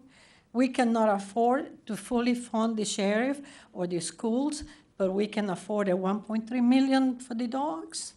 I don't think so. I think you're doing a great job, and I appreciate the ordinance for the dogs. It's working well, but I think we need to slow down the 1.3 million for the building. I totally oppose, and I hate to say this, but I totally oppose any more money for Pitt Community College at this time. You know, we are getting, you say we didn't have a tax increase in 4 years, but you know what? Those 2 cents are hanging over our heads, and they are all for Pitt Community College. And at that time, they should have thought about the maintenance need that they had, because roofs don't go bad overnight and need to do all the other things that they need. But the more they get, the more they want, and it's all for buildings. Buildings do not infuse intelligence. Thank you. Thank you. Anyone else signed up? That's all we have. Anyone else that wishes to address the board at this time? All right. Ms. Booker?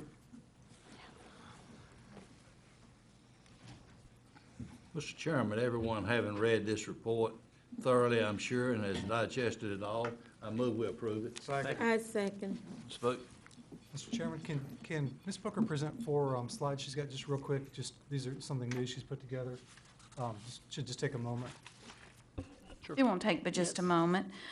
This first slide is actually showing the collection rate this year versus last year. And as you can see by this chart, we have been ahead all but 1 month. And This is on page 24 in your agenda package. it should be up on the as well as on the screen. We fully expect to end out slightly ahead of last year, and that has been the trend so far. Staff has worked diligently to maintain this high collection rate for you.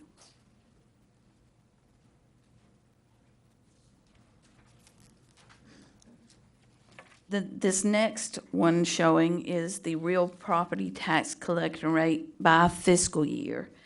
And on this chart, you can see that we are well on schedule to surpass the other years on there as well.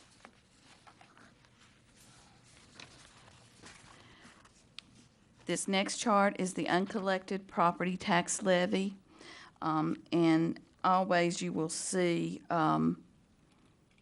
a rise in that, or most years you'll see a rise in that, and we work those every single year along with the current collection year. In this last chart, you can see the fiscal year 13-14 on there, and you can see the collection rate of 98.20.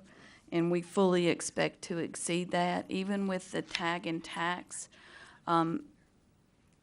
help on the motor vehicle collection rate. We would still have increased, not factoring that in. So I believe that we are in a good position with the staff working hard to finish ahead for next year. Thank you, Ms. Booker. Mr. Holder?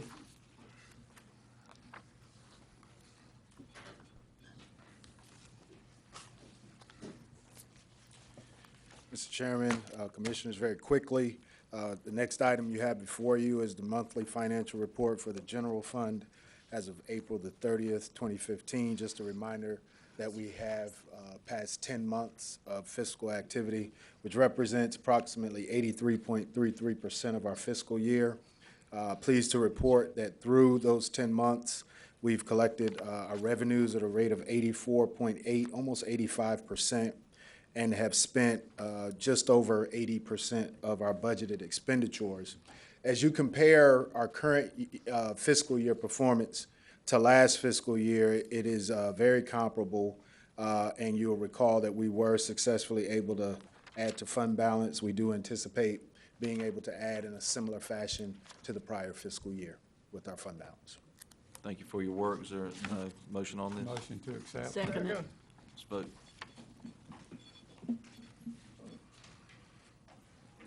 Mr. Hammond? Vote, hit that, vote. Motion to approve that budget that James just did. Michelle? Good evening. As promised, about updating you with shelter planners. Since the Canine Control Ordinance went into effect, we are operating a very full shelter. For example, April of 2014, we picked up 145 dogs.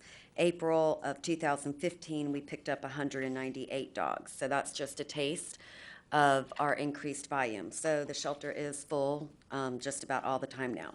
I also left for you, Eli in our planning department has been amazing. He is taking our data and mapping it for us now. I do report all of our statistics, calls, licensing, dog bite data to the Animal Services Advisory Board. So I just wanted to give you an idea of how it is being mapped and plotted now, you know, so it's accurate, just to give you an idea of where the bites are occurring. We are, again, operating more than 36% more over our prior year so far as intake of animals. We did have a conference call on May 11th with shelter planners. So far, we have provided to them our statistics so far for 2015. They also asked for the number of rooms we had at the shelter, the number of cages we place animals in, and asked for our building plan. So all of that has been submitted to them. And moving forward, the first stage is programming phase. They said that would take about 20 days, and then we'd be given 10 days to review it. The next phase is a design phase, which will take 30 to 45 days.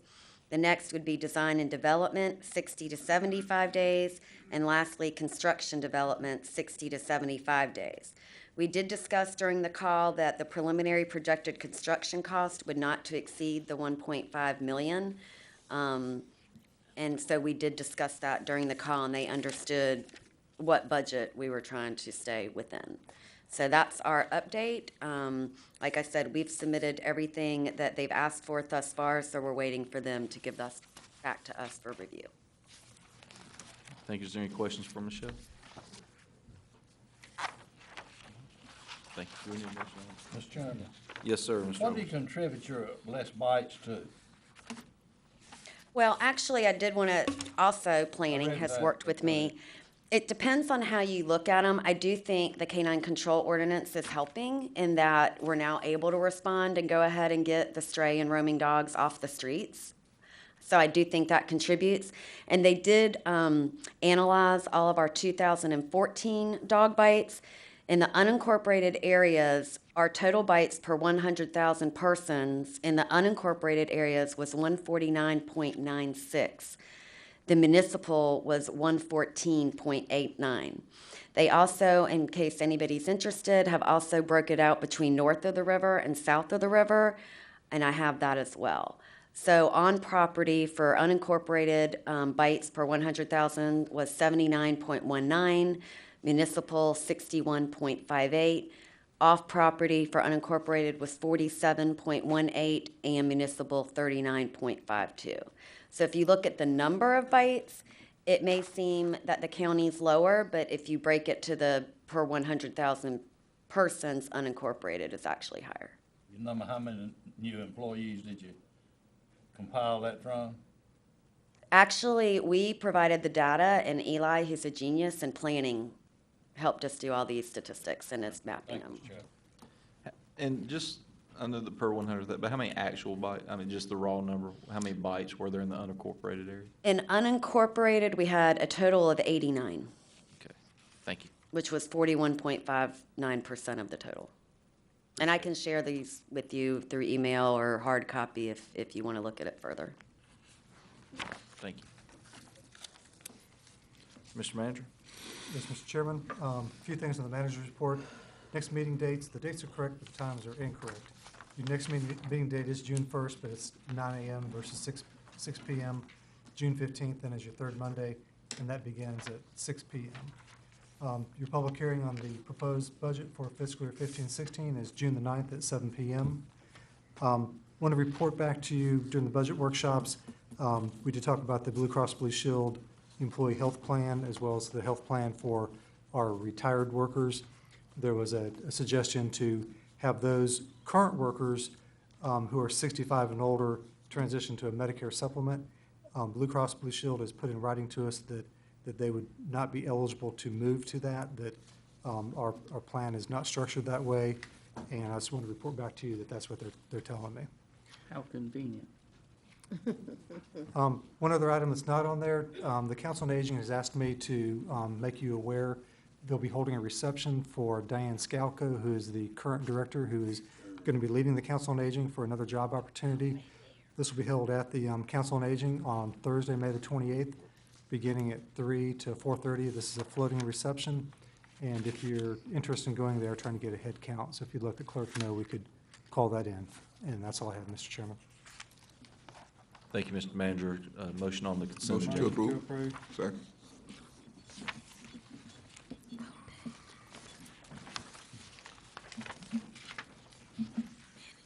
All right, thank you, Mr. Holder.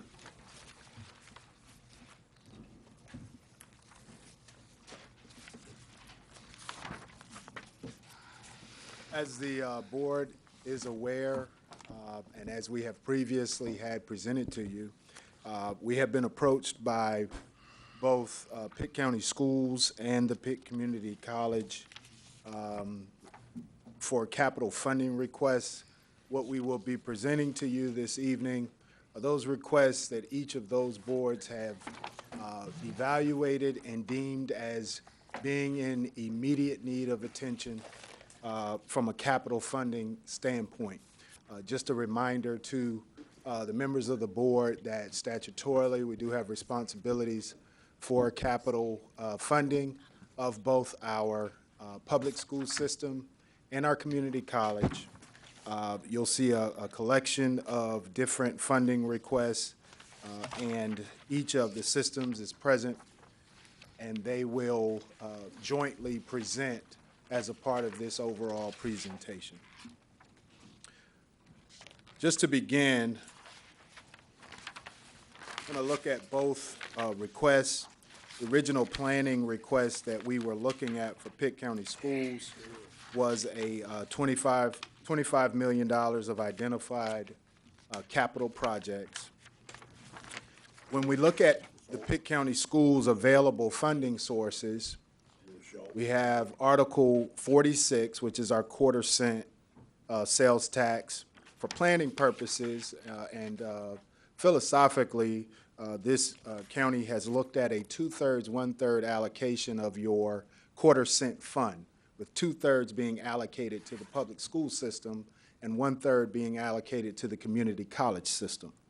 In addition to your Article 46 sales tax, you also have the state restricted portion of Articles 40 and 42. Article 40, 30% of that is restricted for school system capital, and 60% of your Article 42 sales tax is restricted for capital for schools. We also have our annual lottery distributions available for funding capital needs for the school system, as well as our annual county appropriation to the schools. When we looked at our available funding sources, we also looked at what do we currently have on the books that we're obligated to service the debt on for the Pitt County school system. Those are our recurring funding sources. As far as reserves are concerned, there are already reserves available, 2/3 again of your, when you see county capital reserve, that's your Article 46 sales tax fund. And projected at the end of this fiscal year, we're looking at about $3.5 million of that 5.3 reserves or fund balance in that quarter-cent sales tax fund available for funding the schools. And also Articles 40, 42, and lottery distributions are kept in what we call the School Capital Reserve Fund, and that fund balance is estimated to be $6.4 million at the end of the current fiscal year. So we have our recurring revenues that are coming in as well as reserves that are currently on the books. And again, I'll just remind you, all of these receipts and all of these revenues are restricted for school capital construction or debt service. None of it is able to be allocated for any other purpose. Similarly, when we look at the community college, we also examined their available funding sources and available reserves. You'll see a much shorter list for your community college system. They do not enjoy the benefit of the restricted portions of Articles 40 and 42 or lottery distributions. What they have available are the 1/3 allocation of the quarter-cent fund that you've, by practice, allocated for community college capital purposes. And we also looked at their existing debt obligations. Out of that quarter-cent fund, they currently only have one project for which we're servicing debt, and that was a 2010 limited obligation bond that's currently on the books. Their reserves, again, would only be the 1/3 percentage of the projected quarter-cent fund balance at 6/30/2015, which would represent about $1.8 million.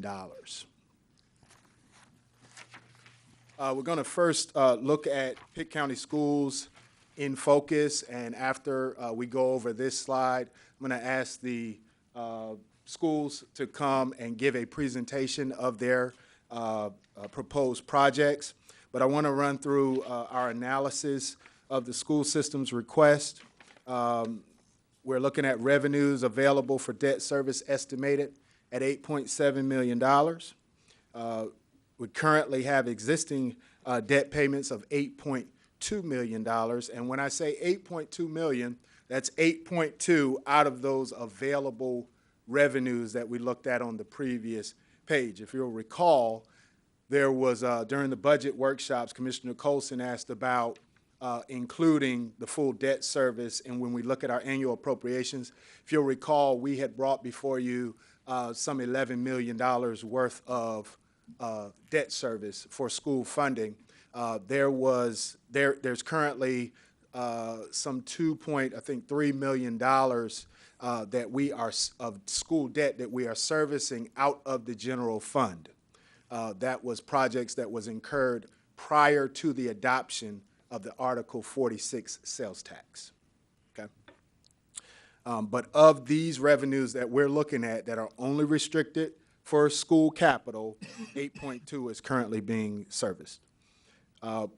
So right off the bat with the school system, you can see we have a surplus of revenue versus their debt payments currently of about $500,000. Some of the assumptions that we made when we projected out what this additional $25 million would do, we looked at their average revenues growing by about 1.2% annually, and that's looking at the Article 46, the lottery proceeds, as well as Articles 40 and 42. And we looked at about a 4% interest rate, which may be a little high for taking on this additional $25 million. This would be in the form of a limited obligation bond. which the interest rates are a little higher than your general obligation, but still relatively low. And we are looking at financing this limited obligation bond for 20 years. The results of our analysis, the chart, I want you to, just looking at the chart here, it's pretty self-explanatory, but the orange line that goes across the top represents the growth of their available revenues over a 20-year period. The turquoise color represents their current debt that we're servicing, and the additional shaded gray above the turquoise represents the $25 million over the next 20 years. So what we would be looking at is, with the school system, the public school system, their current debt plus the proposed would never exceed the available revenues. This is how we're feel comfortable in coming before you to say that these are projects, this is additional debt that we can afford within available revenue sources. And to kind of emphasize that, we looked at what would be the most expensive year, or what would be the worst case scenario from a debt service compared to available revenue standpoint, and that would be in 2021. It would be projected that in that year, the available revenues for projects would be almost 9.6 million, and the debt service would be 9.3. So that would be the highest individual year of debt service compared to revenues. So again, we feel comfortable of being able to fund their projects. At this time, Mr. Holder, if you would, go ahead and do your community college one too. That way we can get through one and then we'll compartmentalize. All right, great. For Pitt Community College, we did the same type of analysis. And again, our overall theme here is that we can afford to fund the projects out of existing sources.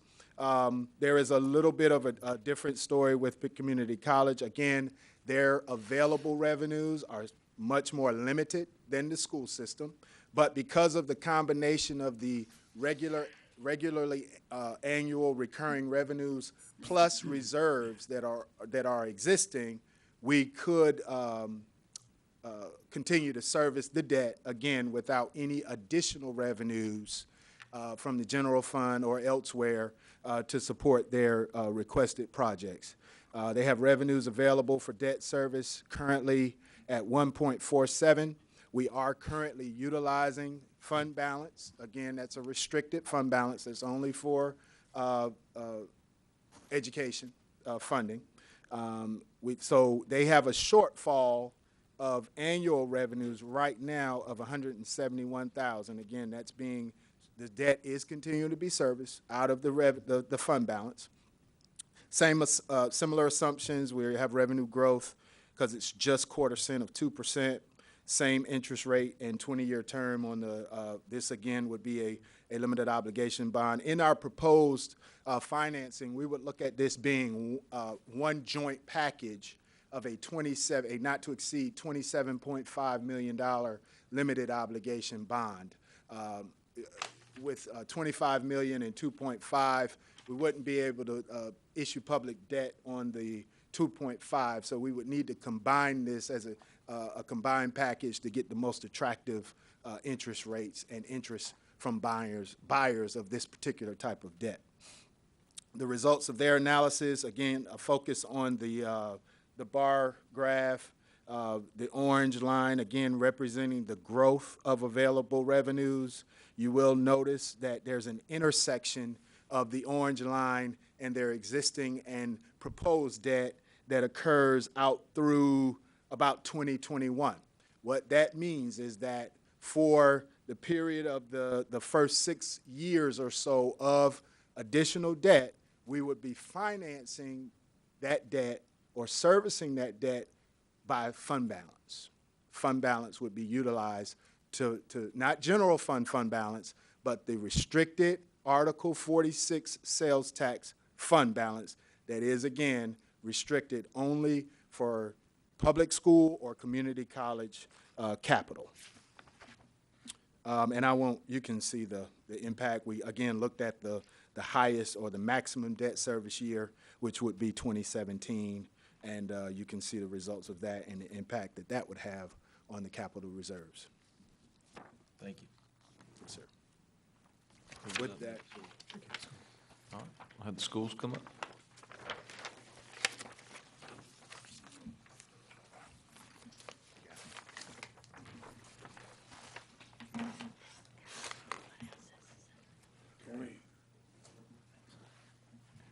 If you spend it, it ain't restricted, is it? That's the college, yeah, I wanted to get that in there.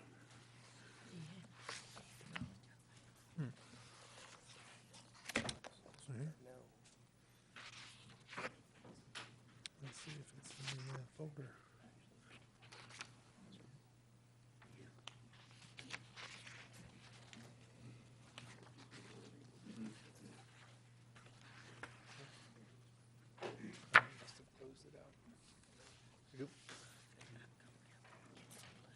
Good evening, Chairman Webb, Commissioners, Mr. Elliott. We certainly appreciate the opportunity to be back here with the county commissioners again this evening and share our capital requests with you. I'll let Mr. Johnson go through the buildings with you and the numbers he has. Just quickly, this is the list that our Board of Education has adopted numerous months ago. We have kind of reorganized it just a little bit for you in a different format to make life maybe just a little bit clearer for you. So, but I'll let Mr. Johnson take us through those numbers, projects. Good evening. Board of Education has put together this list for us with staff for capital funding projects as well as our regular capital outlay projects, which you see here on the screen now before you. $25.7 million is the total from that. How did we come up with this list? We took our deferred maintenance, our building needs, and a little bit of our actual needs to add seats to schools and came up with a $60+ million list. We went from there and had to take and break that down to get us to within an area where we felt comfortable to come and ask to borrow money within our own revenue. What brings us back down to the $25 million. So that's where we got this list from. First on the list is Shakad Phase 2 project, and you've seen some of these before. It's been in presentations to you before too, so bear with me as we go through them. But our plan there is to have an addition of 58,000 square feet. We're going to add a new classroom wing, new admin area, new media center, new gym. Our estimated project cost is $9.593 million. And again, all of these are estimates based off of unit costs, based off the facility services, architect and engineering services, different people that we get pricing from throughout the year. So all of these are rough estimates. We don't have any firm numbers until these are actually bid out, so they are estimates, but we do feel pretty confident with our numbers. CMX floor joist replacement, again, we have 36,000 square feet of floor joist. You can see the picture here on your left is actually a picture of underneath CMX Middle School.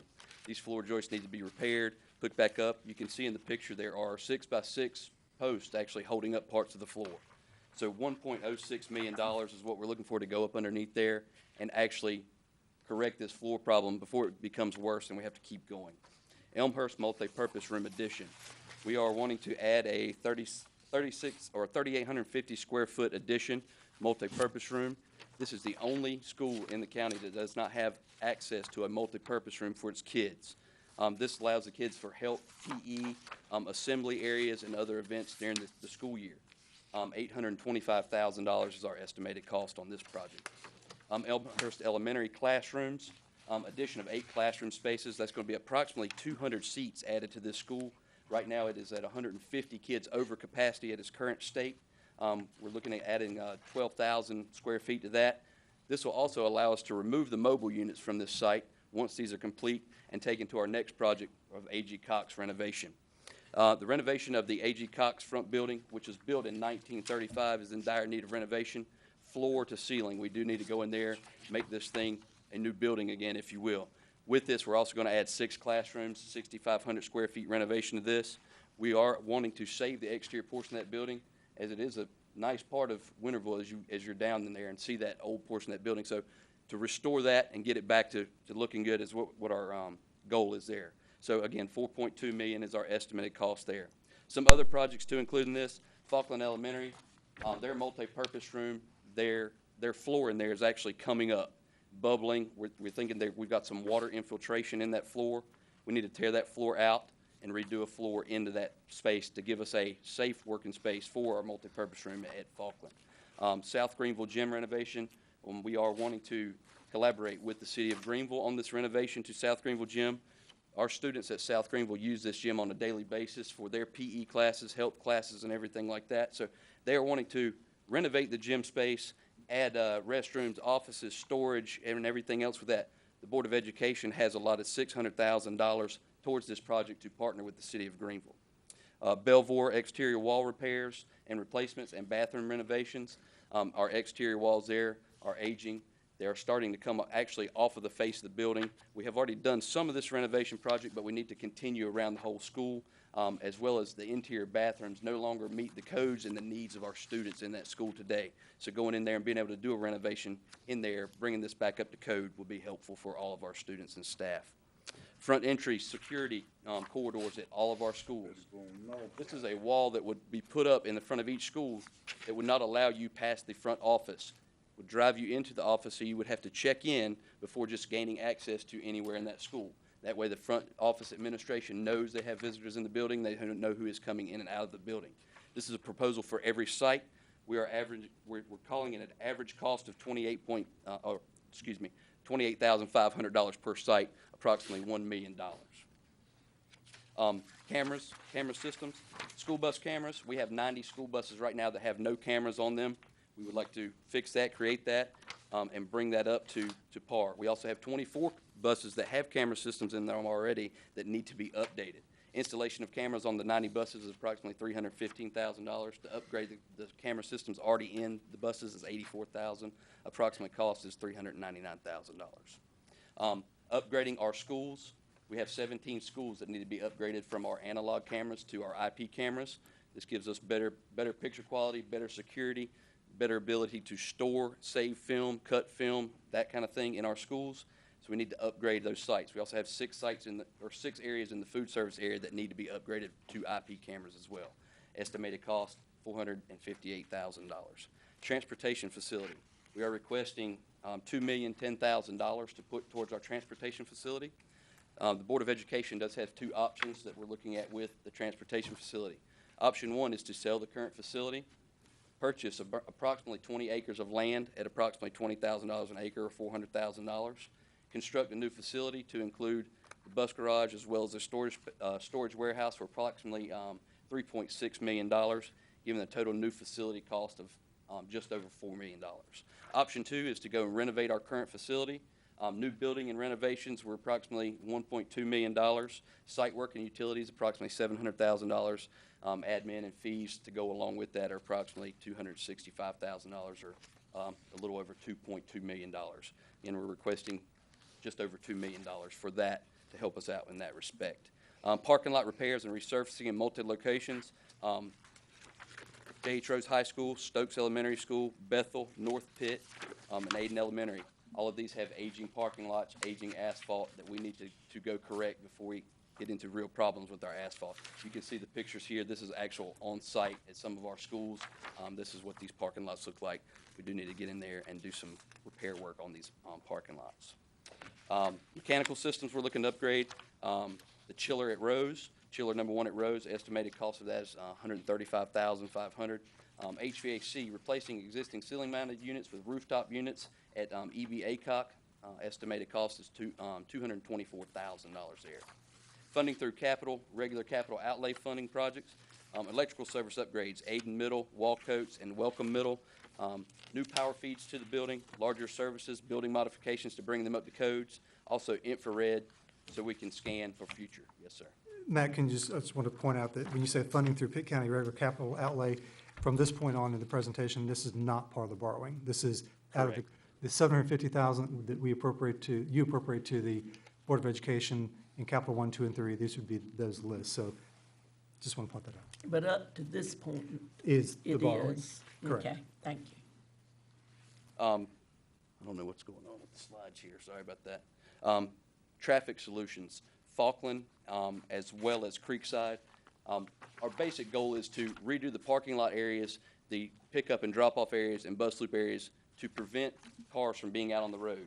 These two locations are worse for having cars that back out onto 121 as well as Four Lines Road. So being able to go in there, recreate these lanes, give additional drive lanes, parking spaces, and drop-off and pickup storage space is critical to get these cars off the road for student and parent safety. Other projects, demolition of the gym at Stokes, removal of some underground storage tanks, winter green skylight replacement, Walcoat's new HVAC system, and STEM labs for middle schools. You can see those prices on there. Again, we collaborated with architectural and engineering firms, Pitt County Schools Facility Services staff, Pitt County Schools Facility Services contractors, and North Carolina DOT to come up with our numbers. Again, using unit cost pricing. You do have a binder with you up there.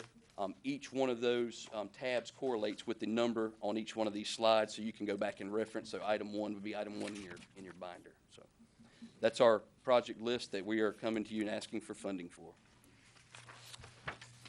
Mr. Coles.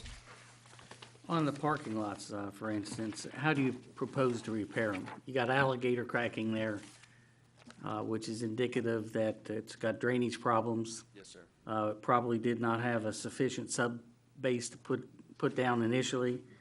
If you just, will you tell me how you're gonna repair it?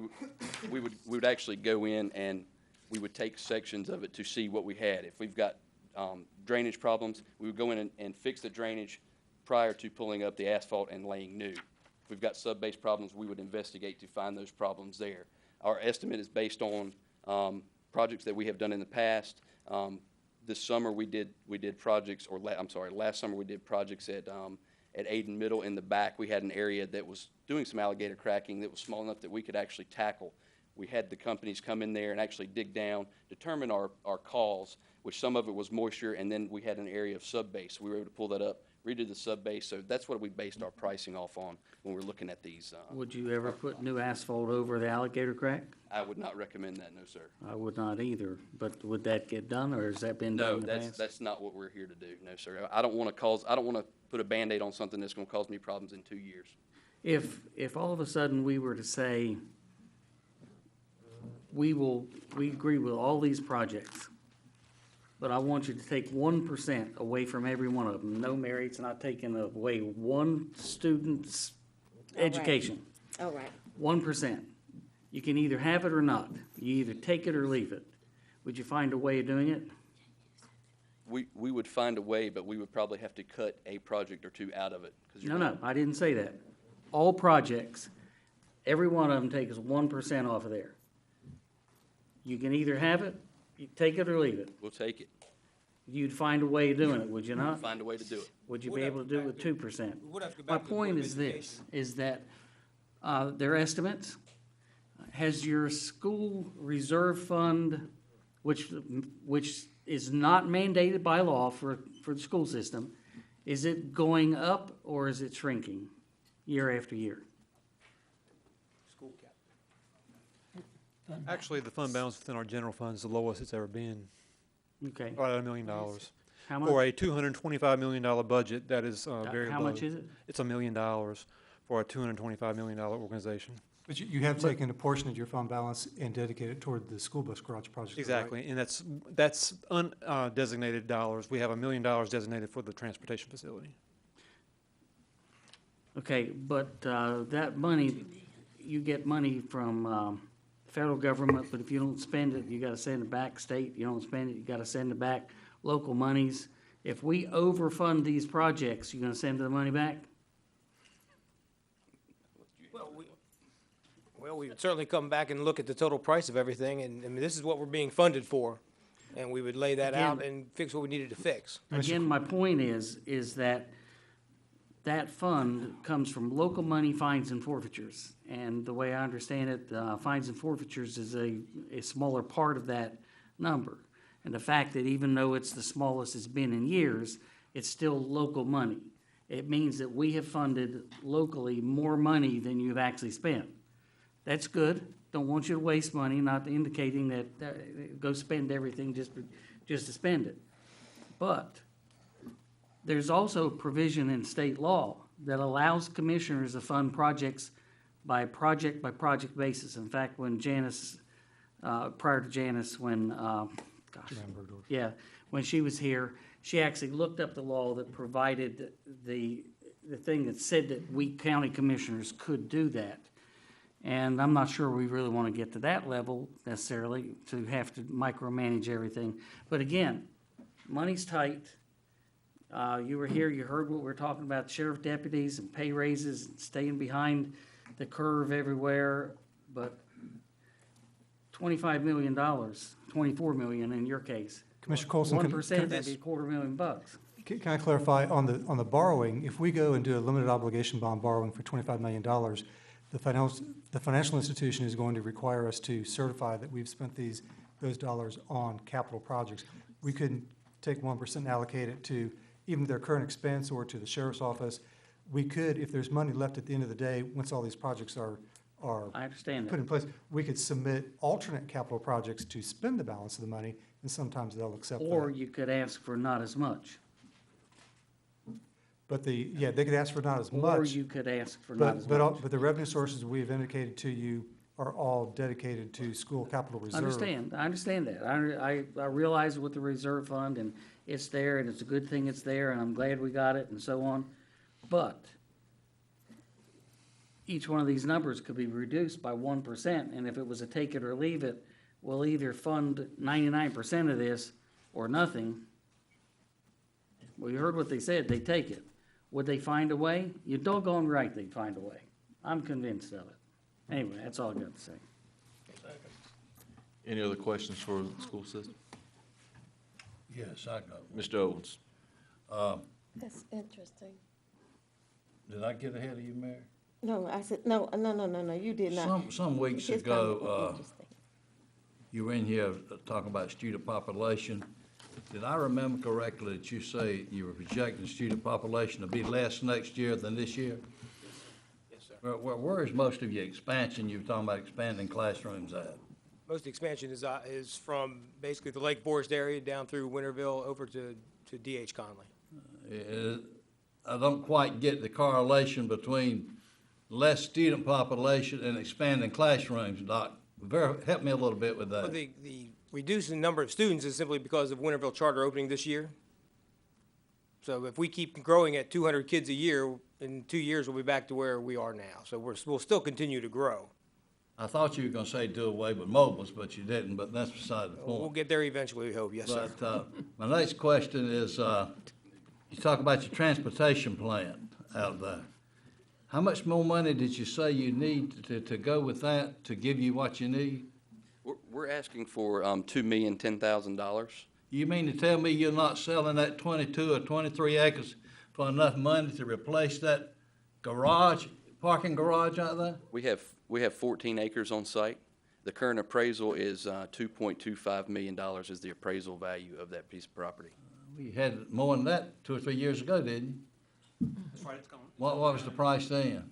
It was over $3 million at that point in time, several years ago. Why is it dropping? Why did it go down? Why did it go down? Why is it dropping? Done, Mr. Different Owens. negotiators, I guess. Thank you, gentlemen.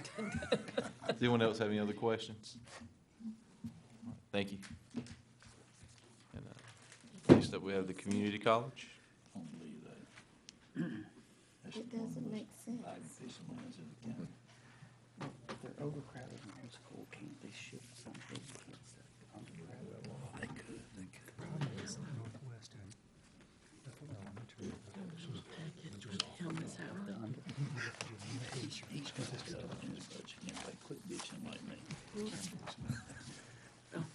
Good evening. Evening. I have a presentation to make to you. Last week, we met with County Manager Elliott and Dwayne and discussed the capital proposal that we had made earlier this spring. And I'm going to give just a few more details related to that. First off, I want to thank those of you who were able to attend our graduation last week. That was a great event. We We're glad that some of you were able to share the joy of our students and families with us. I'd like to say this is a break time now, but it's not.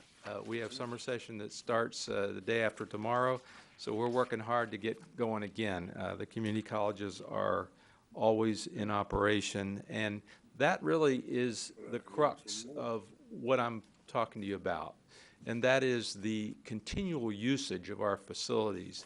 I will not say what I've said many times here before about the crowded conditions, but I will say that over time, there's an incredible amount of stress that occurs on these facilities that are used 12 months a year and many, many hours of the day.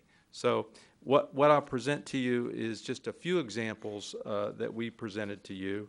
It certainly does not represent all the deferred maintenance issues that we have at the college.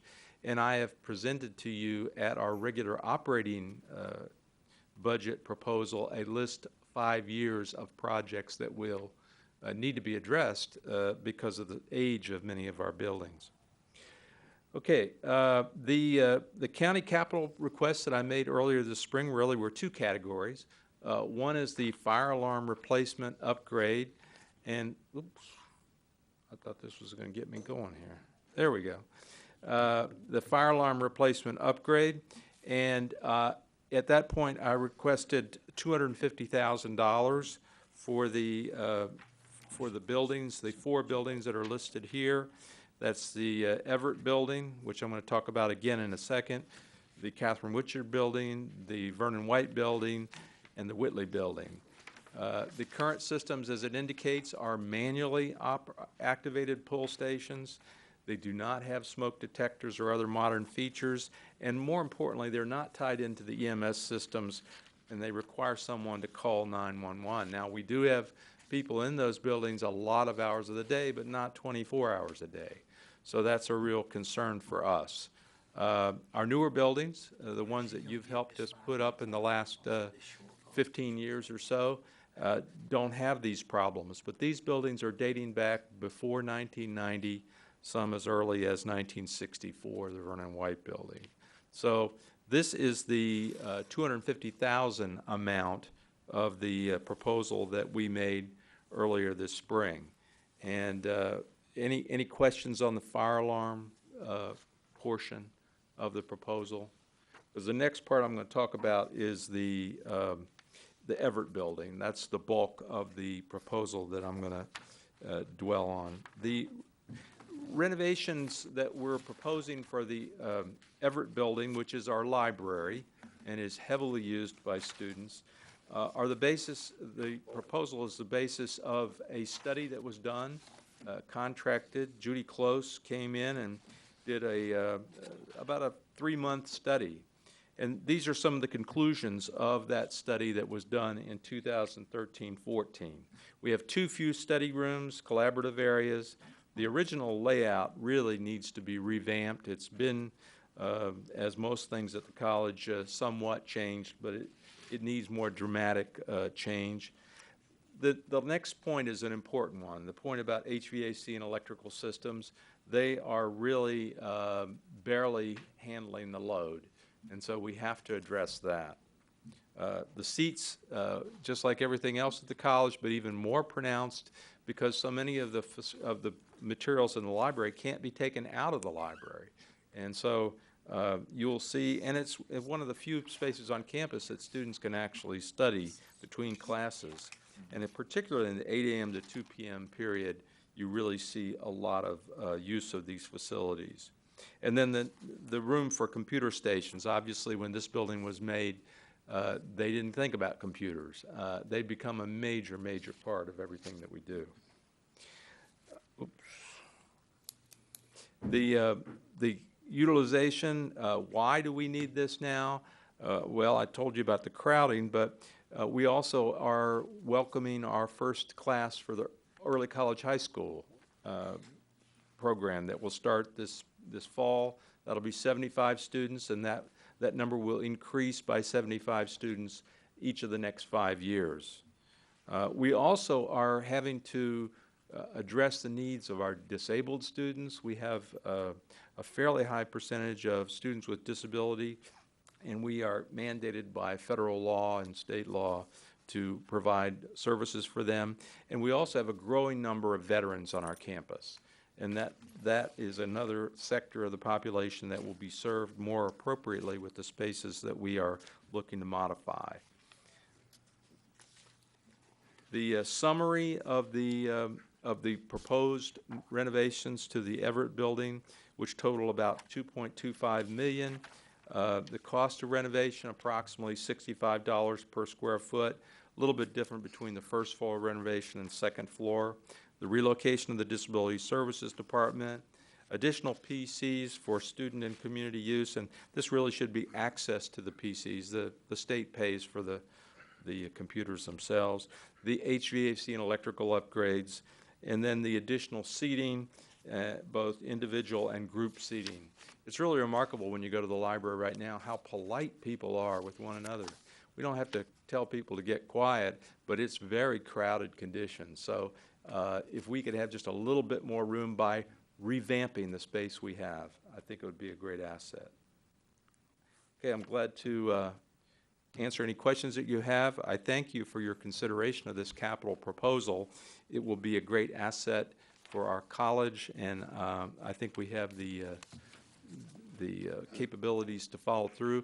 The detailed page that I sent to you was a more specific breakdown of what this $2.25 million will go towards. And I know it's not exactly $2.25 million, but then we know that the estimate that we've received from an architect, we may be able to get it down a little bit.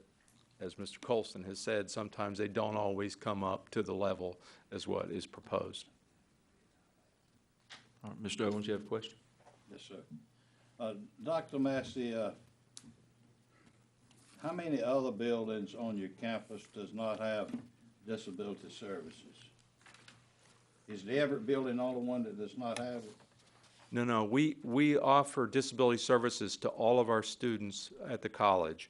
I'm talking here about the center where disability services goes out and provides the support either through technical or through people power to assist students in being able to meet the needs of their academic programs. So we offer disability services to students throughout the college. This is simply the center of where it's located. Well, I'm sure this board feels that that certainly is a necessity to provide for disability people. In addition to that, I've got some material I've read from yours or from Scott or somewhere that said there was an overcrowdedness from about 8 o'clock to 2 o'clock for computer places and study halls and study rooms of that. What happens after 2 o'clock? Well, it just starts to thin out. We have a lot of students who are working, either part-time or full-time, and so they tend to cluster their classes more in certain times of the day. We offer classes in the afternoon and in the evening. It's just they're not enrolled as heavily as the ones at those peak Like periods. a normal high school that gets out a certain time during the day then? And there is a little correlation there with the public school calendar because we have a lot of older students who are parents that have to go pick up or tend to the children who are in public schools. Our average age of student is in the late 20s. I certainly advocate repairs and maintenance for any building that's owned, and I know that that's got to happen. But how many students do you have at Pitt Community now? We have head count in the last complete fiscal year was about 12,000 credit students and about 12,000 non-credit students. In the fall, we'll welcome as many as 8,500 new students. How much have they increased over the last 5 years?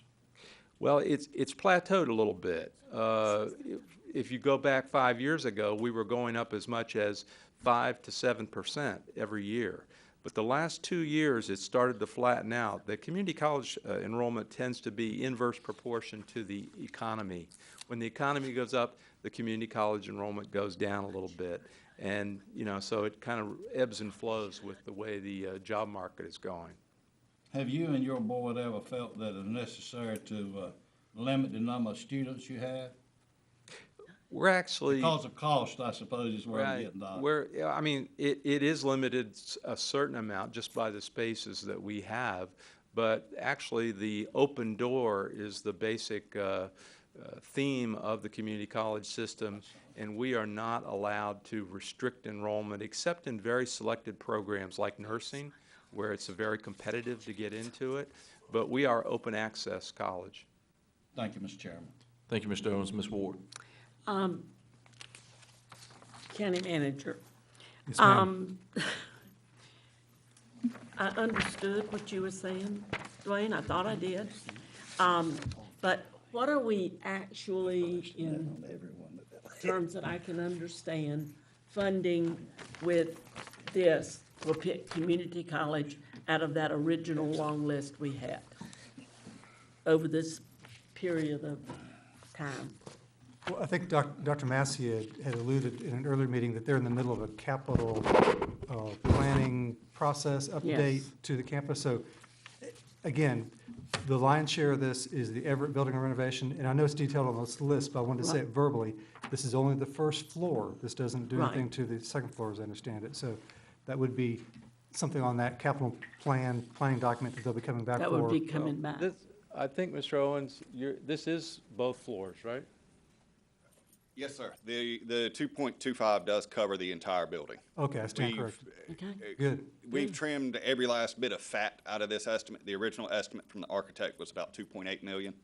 And we've gone back in just because I'm a taxpayer like everybody else in here is and cut everything that we could Great. cut. And you could do it, yay. Yes, ma'am. So there is no other story? I mean, I could make one up if it would help get it funded. Thank you. What we did have in the long-term master plan was an addition to the Everett building, but that's not being considered Right. or discussed. This is what we're going to cover, okay. Yes. And that will certainly benefit a lot of students Mm-hmm. that are already coming there and the future ones that are coming. The Virtually Everett all of building. our students use this Use that facility. building, that's what I mean, I think it's a fine way to spend the money, and I'm delighted that it's gonna be completed, all of it, instead of just one floor. Thank you. Thank you, Ms. Ward. Mr. Manager, you have follow-up? Yes, Mr. Chairman. I did want just to express to the board a conversation that Dr. Massey and I had about projects on the Pitt Community College campus. Obviously, through the quarter-cent sales tax and the allocation that you as a board have allocated towards that, and the projects that we've borrowed and done construction on campus, a good number of buildings and activities occurred on that campus. Also with the 2013 $19.9 million bond referendum that will be coming to fruition with the 2-cent tax increase for next year, will give them additional, the science technology building, the BLET facility, and then with this $2.5 million to renovate the Everett building, what I communicated to Dr. Massey was that unless a new funding source was identified, or unless taxes were increased, or along those lines, that probably the well was probably dried up for the immediate period of time. There's nothing in the near future in terms of revenue sources, again, unless you identified or direct us as staff to redirect within internally. So I just wanted to point out to the board and to him that, you know, a great amount of activity has been done on the campus, and this comes on the heels of them updating their master plan, which will be a list of projects with amounts that will be, I'm sure they'll be looking for future consideration for, but just want to bring that out. Right. Thank you, Mr. Manager. Mr. Garris? Yes, I just wanted to say that I think that the school board and Pitt Community College have thoroughly vetted their list here. This is what they say they need, and we need, and they understand that there is limited funds and the well is dry after this. But since these are the items that they have said takes priority for that last pot of money, then you have my consensus on it. Mine too. Thank you, Mr. Garris. Any further questions or actions by the board? Is this the last building that doesn't have automated fire system? There are 4 buildings on that list that are requiring the fire alarm upgrades, and they're all included in the $250,000. And this will complete the building structure for automated fire? Yes, ma'am. Thank you, Ms. Williams. Any further comments or questions? Mr. I just McGlaughlin? want to say I commend Dr. Messers for his leadership in terms of identifying these projects that I think is just feasible in terms of what we need to do to move the college forward. So I want to thank you for that. Well, thank you very much. Thanks for the opportunity to talk. Mr. Coles? Was the $1.5 million that Dwayne talked about when he's said revenue available projected, was that the 2 cents that you were talking about, Scott? Yes, sir. Okay. Or, Yeah, Dwayne, and you I- agree with that? Well, Scott confirmed it. When you had the 1.5 million here, and we just talked about the 2 cents tax increase that's committed, that was that money, is that correct? Or not? No, that is not So included in that then, analysis. okay, well, if that's not the case, then when I'm looking at this chart and we throw that 2 cents in there, does it actually look better than what's presented here? Well, actually, that 2 cents would be a general fund. This only isolates the quarter-cent fund. Okay, but the chart takes into account all revenue sources, does it not? It only takes into, well, it does, but the only revenue source available to them right now I is the understand, quarter-cent. but in next year. Yes, sir. The 2 Right, cents, 'cause that- will that that hasn't been impact acted this yet. chart and make the chart look better? Well, I don't want to say it'll make it look better. It'll make it look quite different. You'll have the Because $19.9 million of debt You'll have on new top of debt all this. on top of it, as well as those additional revenues, yes. Okay, all right. You got my consensus. Thank you, Mr. You have Coles. more money because you borrowed it. And that's an asset, right? There's no specific action needed on this, just consensus from the board to move forward with bond council. Is that what I'm hearing? You got mine. Do we need to make a motion? Do we need a formal vote, Madam Attorney, or is consensus fine to move forward? No, we don't need a formal vote. I think we'll take this to the next step, bring it back to the board for more formal action. Correct. Thank you. All right, Michelle? Good evening. Evening. I am pleased tonight to bring you 2 items. The Village of Simpson has shown that they want to partner with Pitt County Animal Services and have officially signed on to be a partner. There are 2 items for your review. The first is regarding the animal licensing fee. They signed the agreement authorizing the county to bill and collect a dog license fee within the Village of Simpson, and the billing and collection will begin on a date mutually agreed upon between the county and the village. And just to add on to this, I just want to give you an update on licensing in general. To date, we've collected $34,295. We have billed $47.97. 93 were canceled either due to deceased animals surrendered to the shelter, moved out of jurisdiction, or transferred to new owners, and our current collection rate is 65.98%. So that's the first thing I'm happy to report on. The second is approval. They signed an interlocal agreement for both animal control and animal sheltering. It allows Pitt County staff to enforce animal services ordinances in the Village of Simpson, and they will reimburse us $25 per hour for the services performed. Now, out of the 4 ordinances Pitt County has on the books, they only chose to adopt our dangerous dog ordinance and our neglect and cruelty ordinance. So those are what we will go into the Village of Simpson and enforce. If they're having stray animals or problems, since they did not adopt the canine control, then we will have to resort to offering them traps to place on their property and so forth. But at this point, they have signed off, and we would like you all to sign off for both of these agreements. Motion to approve. I second it. Or is this in total, or we're doing the first one, animal service agreement? All of it. Or do it all together? What's the motion? Mr. Garris, you have a I comment? think they've already made the motion to approve both of them. Yeah. And Okay. seconded. I just wanted to ask a question. Go ahead. Have we had any other municipality to agree to the licensing fee yet? Not at this point. The second letter I sent to municipalities was to ask them to consider issuing a letter of intent to partner with us to look at the expansion of the shelter in terms of the programming phase that Michelle talked about earlier tonight with the architect.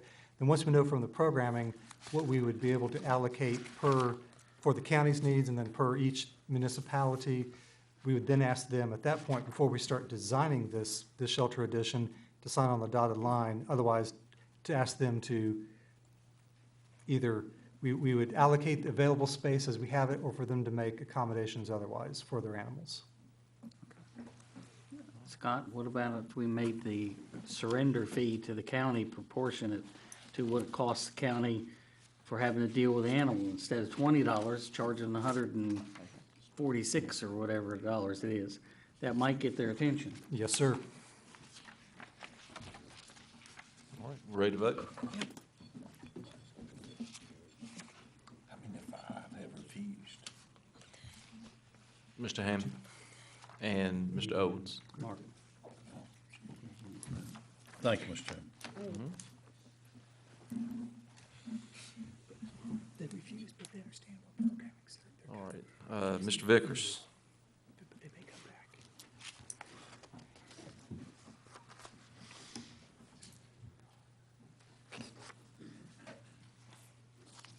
Mr. Chairman and Commissioners, we reached a agreement on hangar development with you last August, and we would like to amend that agreement for number one that expired in February.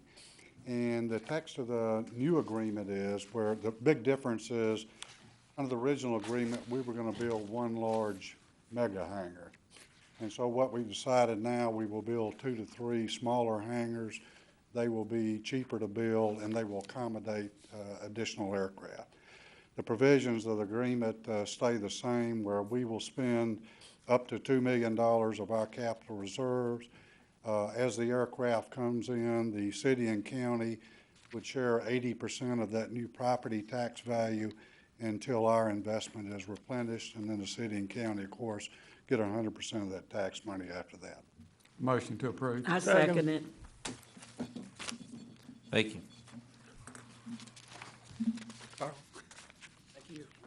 Is one hangar gonna take that $40 million plane? All right, Mr. Elliott. Yes, Mr. Chairman, board members. Next item is a follow-up from the farmer's market name change on page 68 of your agenda package. Basically, if you'll look at page 70 is a photograph of the existing sign for the farmer's market, and page 69 was a very rough diagramming of what I was proposing. I was hoping to have a rendering of the actual sign to be manufactured. The sign manufacturer was having some difficulties with their software, but on page 70, where you see the existing photograph of the sign, basically we would use the design of the sign the way it is today, but on the top, we would put Leroy James, probably in the same fashion where you see Pitt County with the black ribbon and white letters behind it. Leroy James would go on top, so it'd be Leroy James, Farmers Market, and Pitt County on the bottom, if that's amenable to the board. Everybody agrees with I that? move to accept it, yes. Second. Let's vote.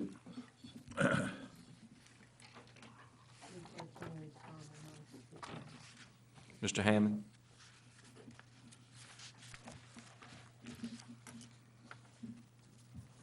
Thank you. And Mr. Elliott, reappointments to the Board of Health. Yes, Mr. Chairman, board members, Mr. Peralta's term on the board has expired. He is eligible for reappointment. However, he's not met the 75% of the scheduled meetings, averaged over 3 years. Dr. Lady Aycock's term is up. However, she, in order to reappoint her, she'd be an exception to the board's policy. Dr. Morrow is asking for, and the Board of Health is asking for replacement for Mr. Peralta, and to reappoint Dr. Lady Aycock as an exception. Pleasure to board. Make a motion, we reappoint Dr. Lady Aycock. Second. Let's vote. Vote, Dave. Then we will advertise Hammond. otherwise. Yes, thank you. Thank you, Mr. Manager. Next. Okay, next, item number 6, reappointment to the Gramazon Planning Board. The town of Gramazon is asking for an exception to the 2 members, Jackie Harrington and Annie Clemens. And for a point of reference, these 2 have served, have had quite a few exceptions by the Board of Commissioners for their appointments. Mr. Clemens was first appointed in 1999, and then Harrington was appointed in 2006. These are ETJ members, that's the extraterritorial jurisdiction. Normally, especially with small towns, it is very difficult to even identify ETJ residents who are willing to serve on a municipal planning board. These have been long-term members. So I just wanted to point that out. Mr. Manager, I would like to appoint to the Board of Adjustment Randy Riddle, to the Planning Board Jackie Harrington. I think the agenda item right now is for the planning board. So you got the Jackie Harrington, and then is there a replacement for Annie Clemens? I think we need to have a discussion with Edward Earl Aldridge, because for 4 years, they've known they have had no volunteers on that. We granted a waiver last time.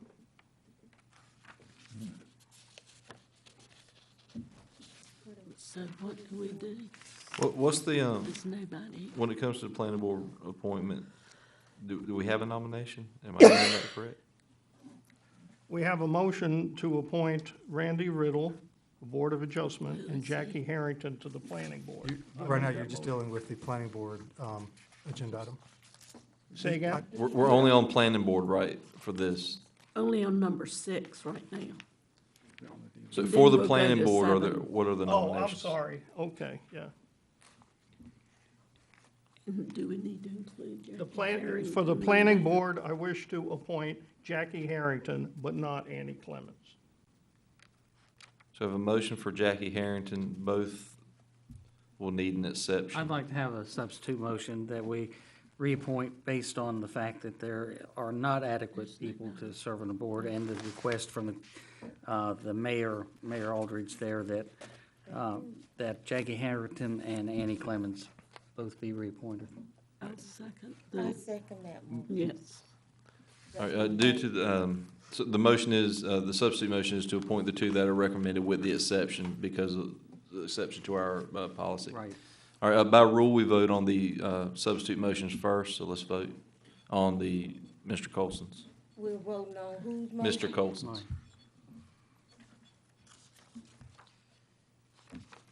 Okay, now we're on to the Board of Adjustment. Mr. Farley, did you have a nomination? The Board of Adjustment, I would like to appoint Randy Riddle to the Board of Adjustment.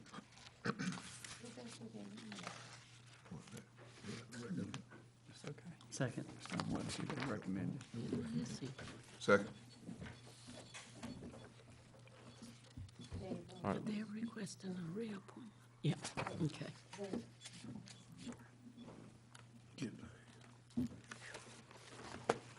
Mr. Hammond, your vote didn't take.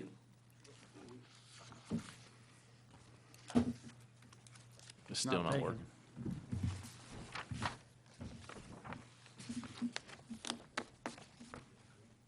Press it hard.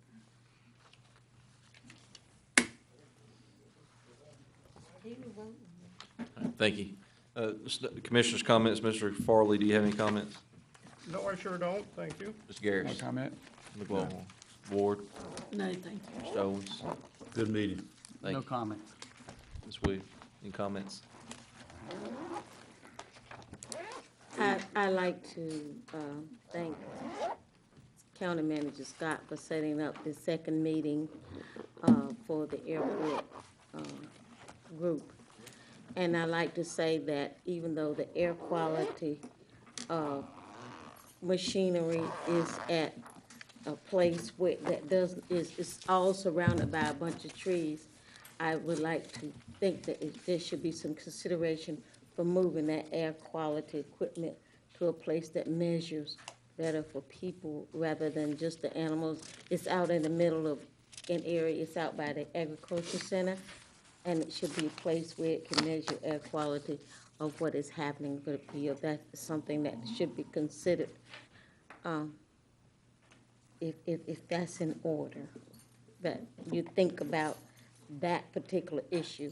The equipment for the measuring the air quality for that area is at the agriculture center. Motion to adjourn. And that is surrounded by trees. I like to see it placed where we measure the actual air quality for, and the area. You're rather- referring to the noise. The air quality refers to the quality of what's happening in the air, the fumes, the stuff, the traffic and all of that. He said that the trees doesn't make a difference. If that's the case, then why is the equipment at the agriculture center where there's no people and there's very little traffic, then move that equipment to where the airport is so that it can measure air quality. Thank you, Ms. Williams. Mr. Hammond, you had a motion? Now he's ready for you, Dave. Ready to adjourn? Adjourn, yes, sir. Is there a second? Yeah. Let's vote. There we go. Eat him out. Thank you. Goodwill. Yes.